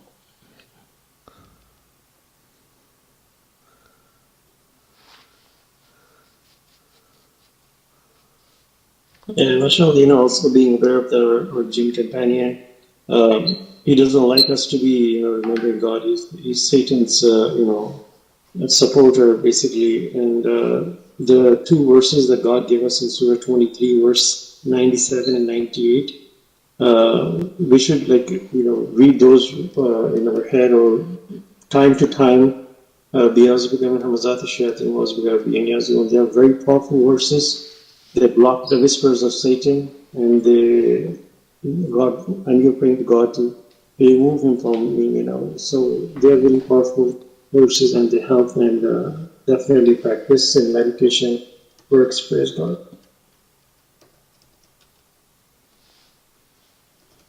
Yeah, mashallah, you just mentioned, and it is in one of the articles from the submitter's perspective of before Messenger's martyrdom, and he talks about, well, not he, there's someone else who's written the article, talks about the Satan being the master of hypnotism, and he says these two verses specifically have been provided by God for us to protect us from Satan's hypnotism, because we read in the Quran that he does hypnotize those who are not,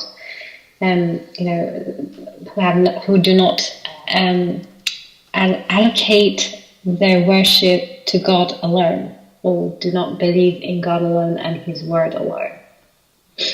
Yeah, mashallah.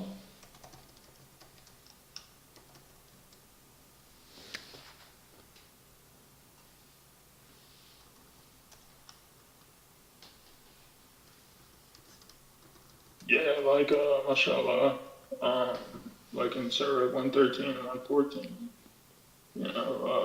Brother Suleman brought up a good point that resonated with me. That I guess I didn't really think about it like this before, but it mentions that the beginning, Lord of the people, Lord of daybreak. Like God is the Lord. And you got all these, a lot of Christians that, so these verses, you can seek refuge in God, who is the Lord of the people, Lord of the daybreak, and, he'll protect you, if it's genuine and sincere. But you have all these people calling Jesus Lord, right? And they think they can have their form of protection, like they're casting out demons and and they really think they're successful with these things, and it's like their Lord, whatever Lord they think they have, is completely incorrect, and I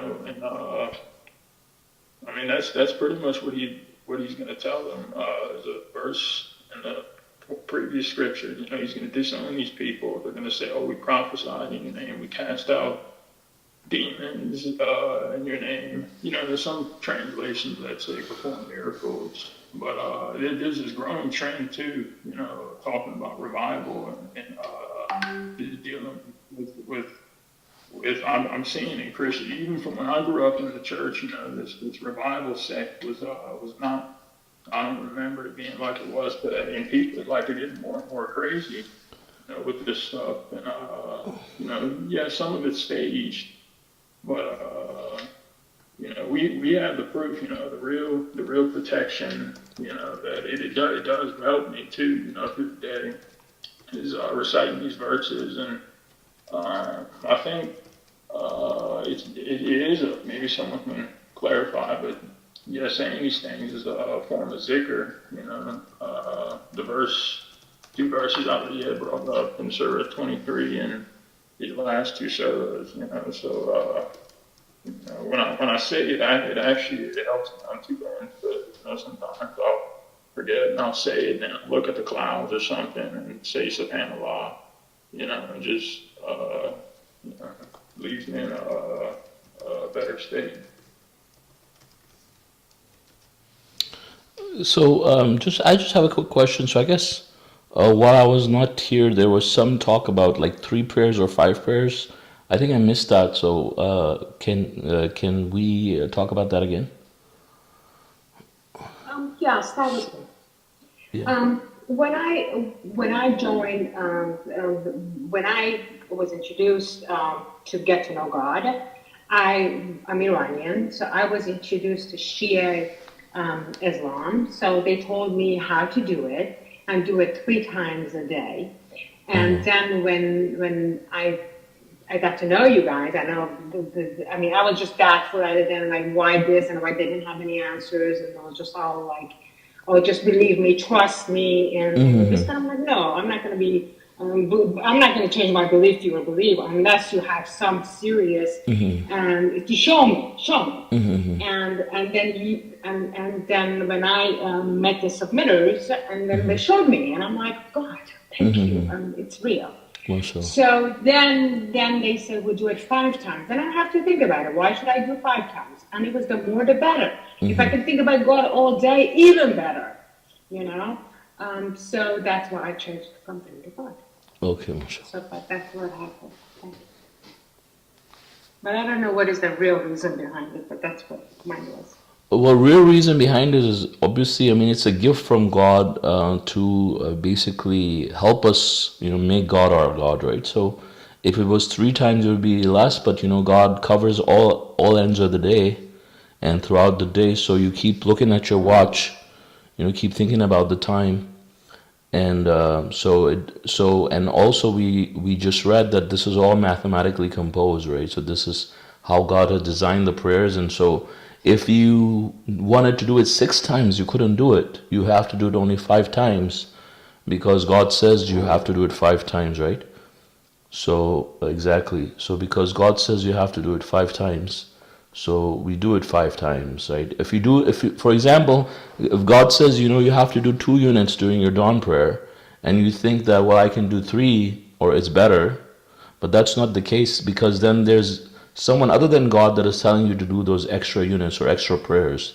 Same with if someone thinks that they can do less prayers, God told you to do 5 and you decided to do 3, so there must be another God beside God that has become your God, whether it's your own ego or whether it's a scholar or whoever it is that told you, and then that becomes your God. So the idea is that we do exactly what God has prescribed, and exactly we follow that. We don't deviate, 1 unit or another. And as you saw, this is all mathematically composed beyond human ability, right? So these all long numbers, obviously, that we saw today, you can read them in detail in Appendix 15. If you make them 3, most of those numbers are not gonna add up, right? As multiples of 19, those mathematical facts will disappear from the contact prayers. So this is all designed by God this way, and the reason behind it is, for 5 prayers is that, He covers all parts of the day, so that God can be our God, most of the day, right? So hope that answers. Yes, again. Thank you, clarify. Welcome. Thank you. Yeah, Mashallah, so I just have a question about the Friday sermons. Recently, that kind of it was in my mind, this question, and what should be in part of the sermon? There's a Quran study where you read Quran and you explain the verses, And I've seen many people like they just get up on the podium and they just open randomly and start reading the Quran and just explaining the verses as a part of sermon. So, and then I remember, I don't remember whether I heard from Messenger, but somewhere he was talking about that sermon has to be a local topic where you have a problem locally, and there has to be some topic that you prepare. I don't know if Messenger said, or I don't know, maybe I'm, matching somebody else. But then I also heard one of his sermon that he talks about the Friday sermon that, that you get up, you say, Alhamdulillah, and then after that you say that I would like to talk about this, So that's mean there is a topic that you need to discuss. You cannot just randomly open Quran and start reading. What are your thoughts on those? Right. So based on what I understand, the Messenger of the Covenant, he talks about the Friday prayers. It's a congregational prayer, and so you talk about Quranic topics, and you talk about community affairs, right? So Quranic topic can be any particular topic, or it could be any chapter. I mean, it doesn't matter. So whether I just pick a topic, I thought about it during the day, or if I pick a chapter, some people do that. But I think it's best to follow the example as it's done. Typically with the Messenger, also how he has done it too. And usually there's a theme around your sermon, right? So you follow that. Sometimes people can focus one part of the sermon on one theme, and one part could be another theme. Maybe one part could be on one subject, another part could be on a community thing, or the whole sermon could be on a community thing. But some people, might not have prepared like a special theme, and they may open the Quran and read verses and find their theme as they're reading it, But the thing is, it's good to best is to be prepared, to have subject to talk about. I mean, obviously, if you just read Quran on its own, the thing is, what are you doing? Like, if you're just reciting Quran itself, like you just start reading the verses, I mean, that would be wrong. But if you read the verses and you're talking about them, then I don't think they're doing something wrong. They're still explaining something from the Quran. It's a Quranic subject they're talking about. The idea is you're talking about the Quranic subject. You're talking about God. You're talking about something relevant. Even when you're talking about community affairs, right? You're talking about some righteous things that need to be discussed that are relevant to the group, So, yeah, those are my thoughts on that. If other people want to share theirs, I think that would be nice too. MashaAllah, thank you so much. Yeah, I wanted to. So previously, when we months ago, like we had this discussion about the mediating of deeds, right? Bad deeds and good deeds, and we discussed several scenarios. So I think some people, I guess at the time, didn't have the correct understanding, but I think so. Ali, including yourself. So maybe if you wanna talk about your position, I think it will help bring some clarity on the subject, and anybody who may have gotten the wrong information from the past, it may help them, reassure them what the right way is that you believe. I think would be helpful just for everybody's sake to reassure themselves that they're following the right track. So if you don't mind talking about that, I think that would be helpful.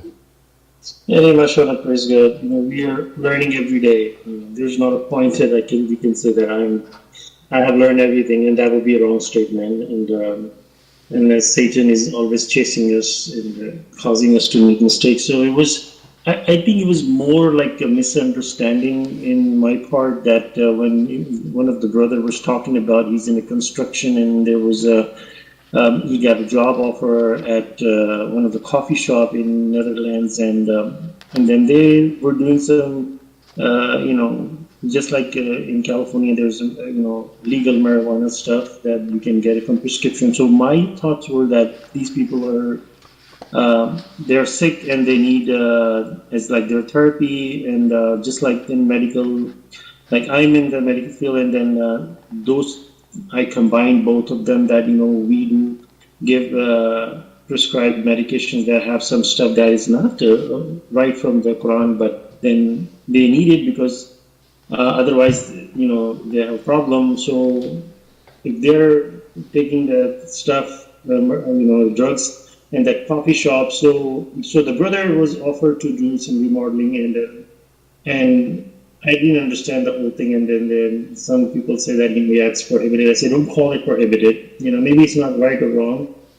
Maybe it's right or maybe it's wrong, but don't call it a word as a prohibition. So that kind of led one thing to another, and got confused. And then I realized the whole thing, and Salman sent me the links that where he was saying that no, these shops are devoted to selling these drugs. It's like a liquor shop that only sells alcohol, and if you get a contract to build a liquor shop or a casino, would you build it? And I said, no, of course not. So he said that these shops are primarily doing this. Coffee is just on the side. So this is a bad deed, and if there's a bad deed being done and you want to be part of that and earn money, think about it. It's not right. And that kind of struck me, and then I said, yeah, that makes sense. But I was just more confused about my field, that we give medications, and am I doing right or wrong? So that kind of got me confused. But yeah, of course, he explained to me, there are submitters that I don't want to mention the name, that had to go through surgery, and they required pain medication. So during that time, it's okay if they need it, but other than that, if people are using it and it's like a liquor shop, or people just come there casually, these are not people sick. They do drugs regularly in those coffee shops. They're sitting there and smoking it, And would you do business with them? And I said, of course, this is not right. So I can shed more light if you want to talk about anything. Yeah. So mashallah, thank you for that. So also these. So you mentioned for example, these shops that are selling medicinal marijuana in California, let's say, right? I mean, now it's legal, everybody's selling it, but what are your thoughts on the what they call, quote unquote, the medicinal uses for people who have, let's say, depression or anxiety, and they offer them as a medication, right? Do you think? Yeah, that's what actually I was confused about, because in healthcare, just about every other patient is on some kind of depression medicine, especially in the older age. They're taking one or the other. It's part of their, because otherwise, because God was not their God, and they are stressed out in this world and they need medications. So I was just comparing that with marijuana and all that stuff. But these drugs are, I guess, I mean, I don't have too much understanding about this marijuana, all this, what kind of, they call it medical marijuana, but I don't know. Well, it's just marijuana, Yeah. So yeah, this is purely, it's like saying, to somebody, you can drink alcohol, and that will take your depression away. Well, alcohol is prohibited, So I guess in that sense, it would be wrong. Yeah, exactly. So those drugs in the hospital, I guess they are specific to their problem, but the thing, the thing is, mashallah, the thing is that those drugs that they give them, they're just, they, as you can see, if you study these patients, right?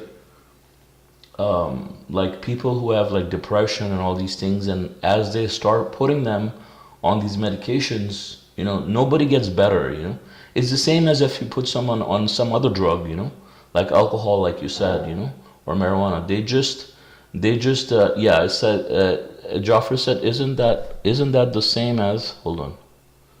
Jaffer can't talk, so he's messaging because it's late. He said, isn't that the same as a doctor telling his patient to drink wine and become drunk and forget about their problems? It's very much the same, because obviously we understand that God says that these things have some benefits, but their sinfulness, he says, far outweighs the benefits, right? And so people may get temporarily some relief, like some people have anxiety or a little bit of anxiety, like going in front of people or starting a conversation, right?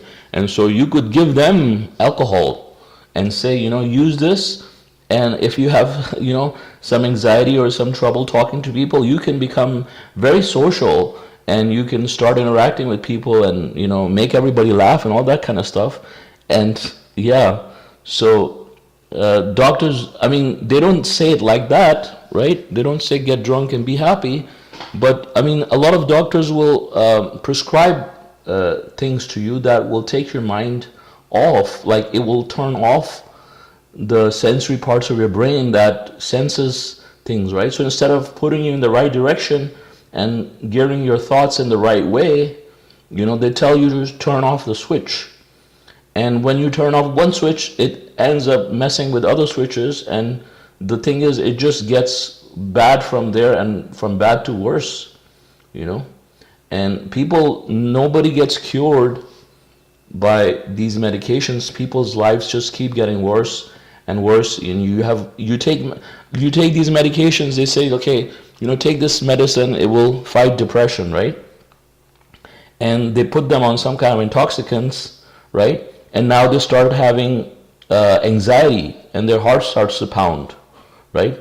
And some people start having suicidal thoughts. Now they want to kill themselves, right? So was it better to just be sad, or now they're also want to kill themselves, right? And they have anxiety. So then they give them medicines to help them sleep, right? And that causes other problems, right? Now they're giving them other medications, and so it completely messes up their system. People who get put on these things and who keep taking them, who never, the doctors will never tell you to, like, if you really go into psychiatric medicines, right? Then you start taking them and you start having psychosis. You start imagining things, you start hearing things, then they say you are bipolar and you have schizophrenia and all this stuff. They'll never take you off of medicine. So it's just a slippery slope, and people don't get better. And there's a very good reason. God knew that these people will come up with these things, right? But God has prohibited them, right? He hasn't prohibited other medications, right? For example, pain medications for like headaches and stuff like that are not intoxicants. There's so many other chemicals to be prohibited, right? But he specifically prohibits intoxicants. Now, it doesn't matter who gives you those intoxicants, right? If it's a doctor that's giving it to you, a doctor is not God, right? Only God decides what's prohibited for you and what's not, right? Now, if you're forced by circumstance, like I gave the example of like surgery and stuff, that's completely understandable, because somebody has to rip open your body. You can't physically take the pain, you're gonna die from the shock, right? So you have to do that. So that's important. But in other cases where they put you on these things to be happy, say I'm sad, you go to the doctor, say I'm sad, I'm just very sad every day and I don't like to talk to people, I don't want to do anything. They put you on these intoxicants, right? And they cover your brain. So if you go to the appendix, this is not our personal opinion, right? Because if you go to the appendix that talks about intoxicants and drugs, it is very clear what it says. And I think it should be helpful for everybody. If I can just read it again, it's not very long anyways. So it says Appendix 35, drugs and alcohol. Hold on one second here. Yeah. So it says there is no compromise whatsoever regarding illicit drugs and alcoholic beverages. They are called abominations and work of Satan. So these are drugs, right? It says in 2:219 and 590, we see intoxicants, gambling, the idols, altars, and games of chance are strictly prohibited. The word used for intoxicants is khamr, from the root word khamara, which means to cover. Thus anything, and I'm stressing here on anything, thus anything that covers or hinders your mind is prohibited. This includes anything, and I'm stressing on anything that alters the mind, such as marijuana, heroin, cocaine, alcohol, hashish, and anything else that affects the mind, right? So it's very clear he didn't leave it specifically just for these things. He said these and anything else. Now marijuana I mentioned specifically because it's even mentioned here, right? So if a doctor says no, take marijuana and take away your anxiety, you think the doctor knows what's best for you or God knows what's best for us? You know, if you really have anxiety or depression or something like that, and you think you need help, I mean, you should turn to God.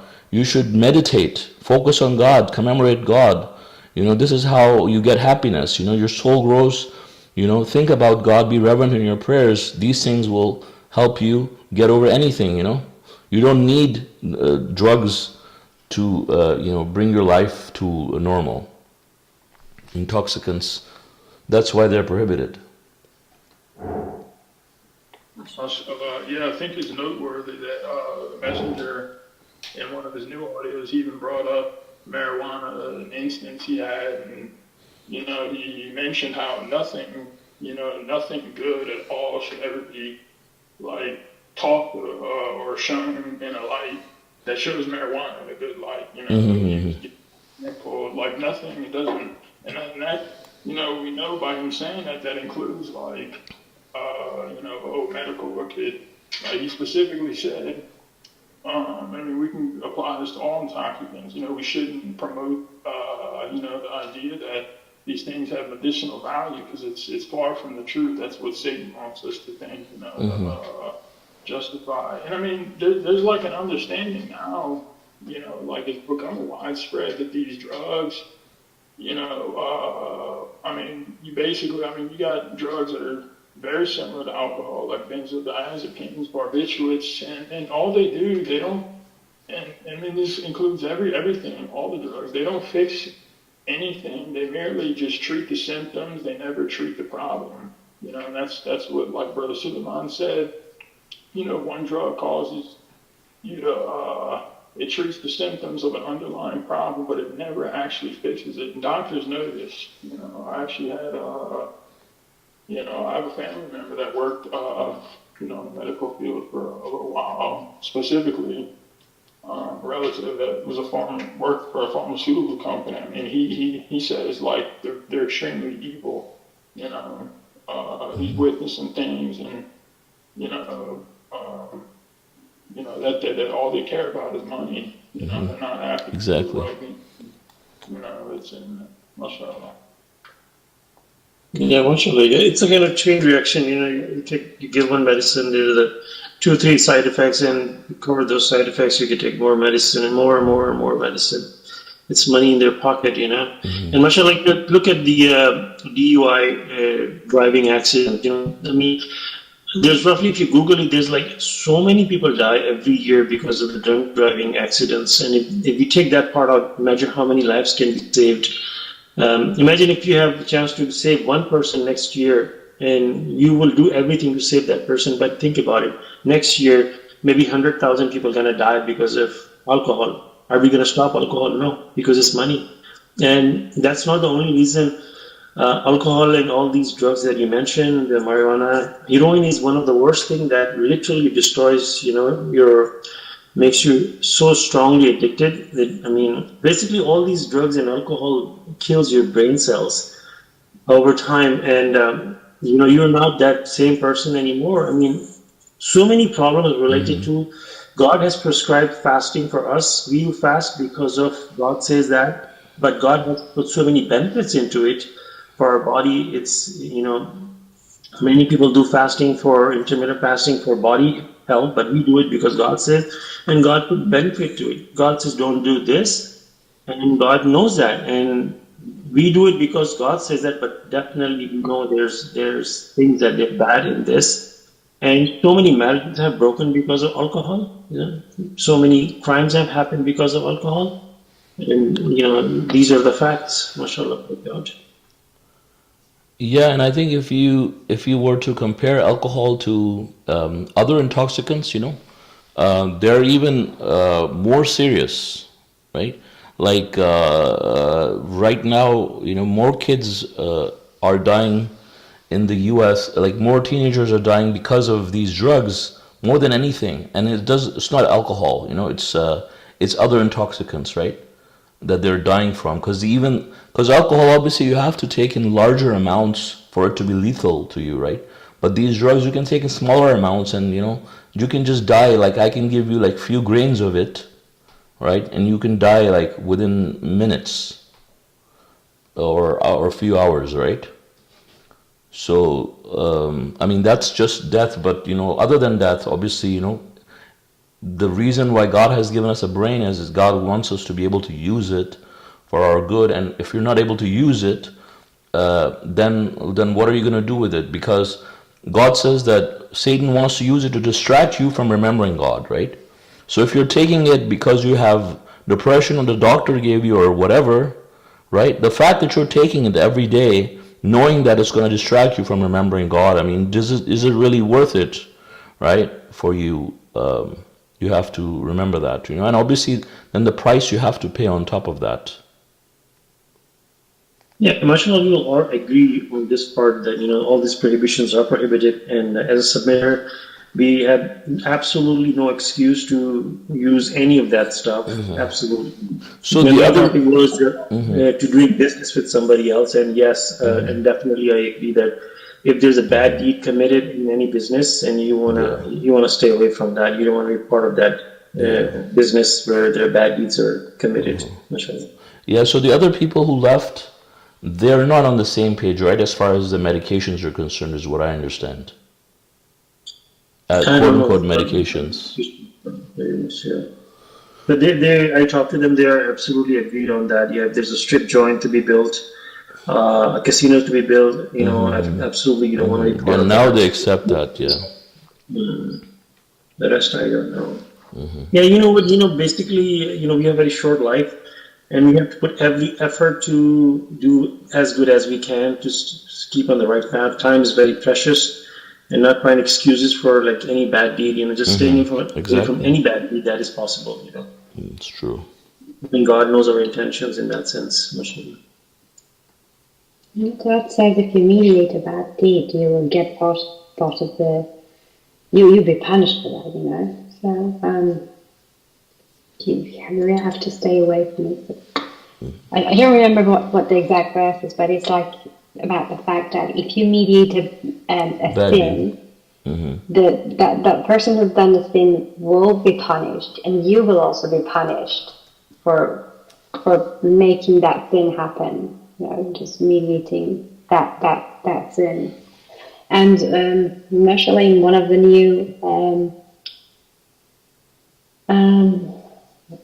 audios that has come out from the messenger, there is an audio where he specifically talks about that.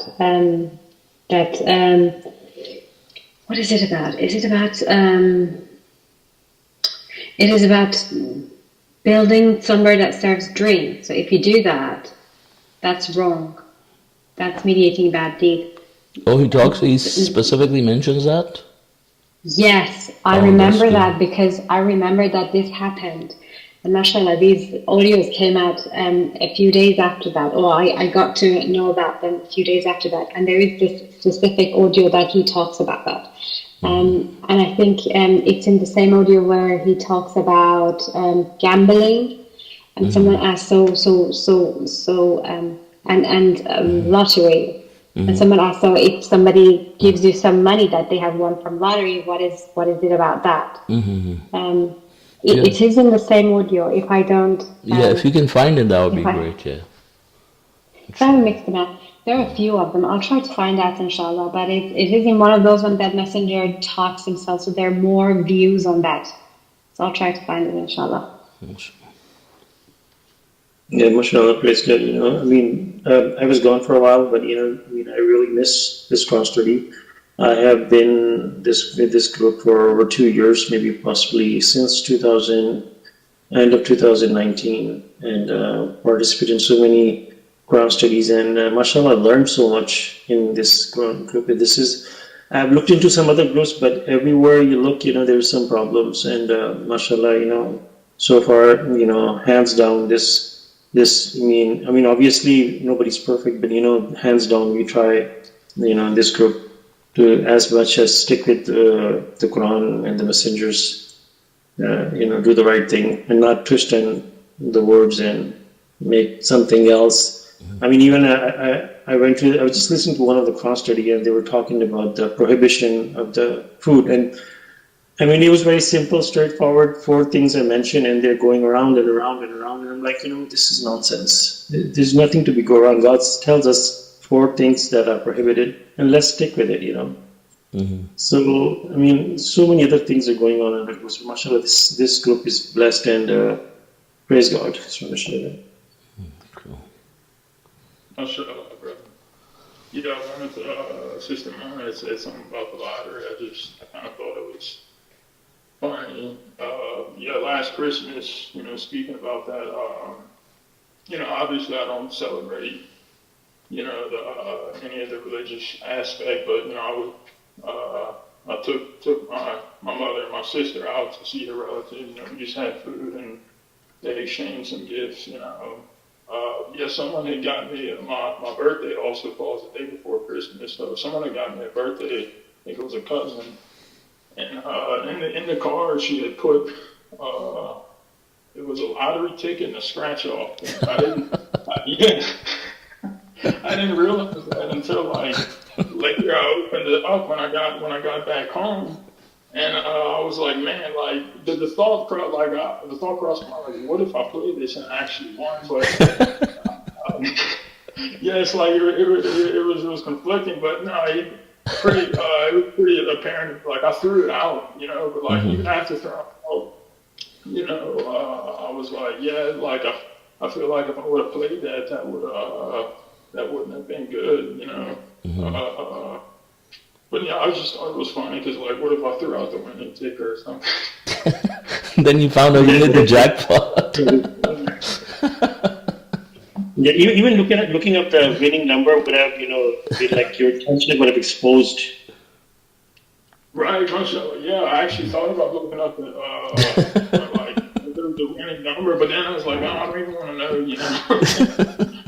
Let me just get rid of it. By the way, they're looking for a lost ticket who won in your area. I'm just kidding. Yeah, I just thought I'd bring that up with myself.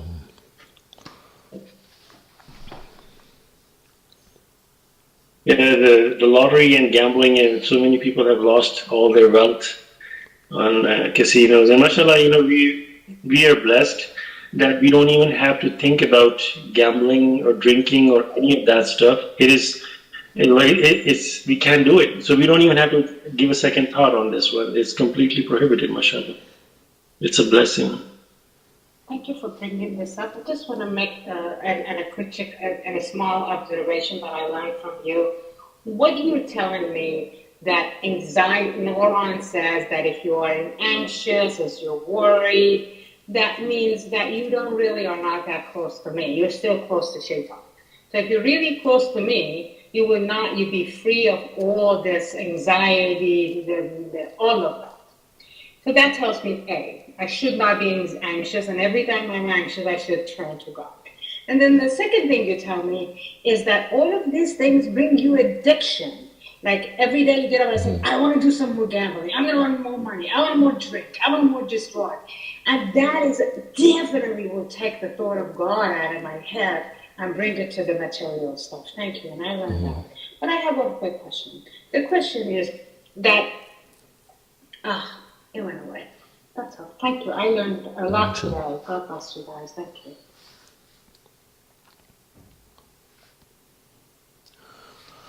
Okay, so I guess if there are no other comments or questions, God willing, we can, or do I have any other comments or questions?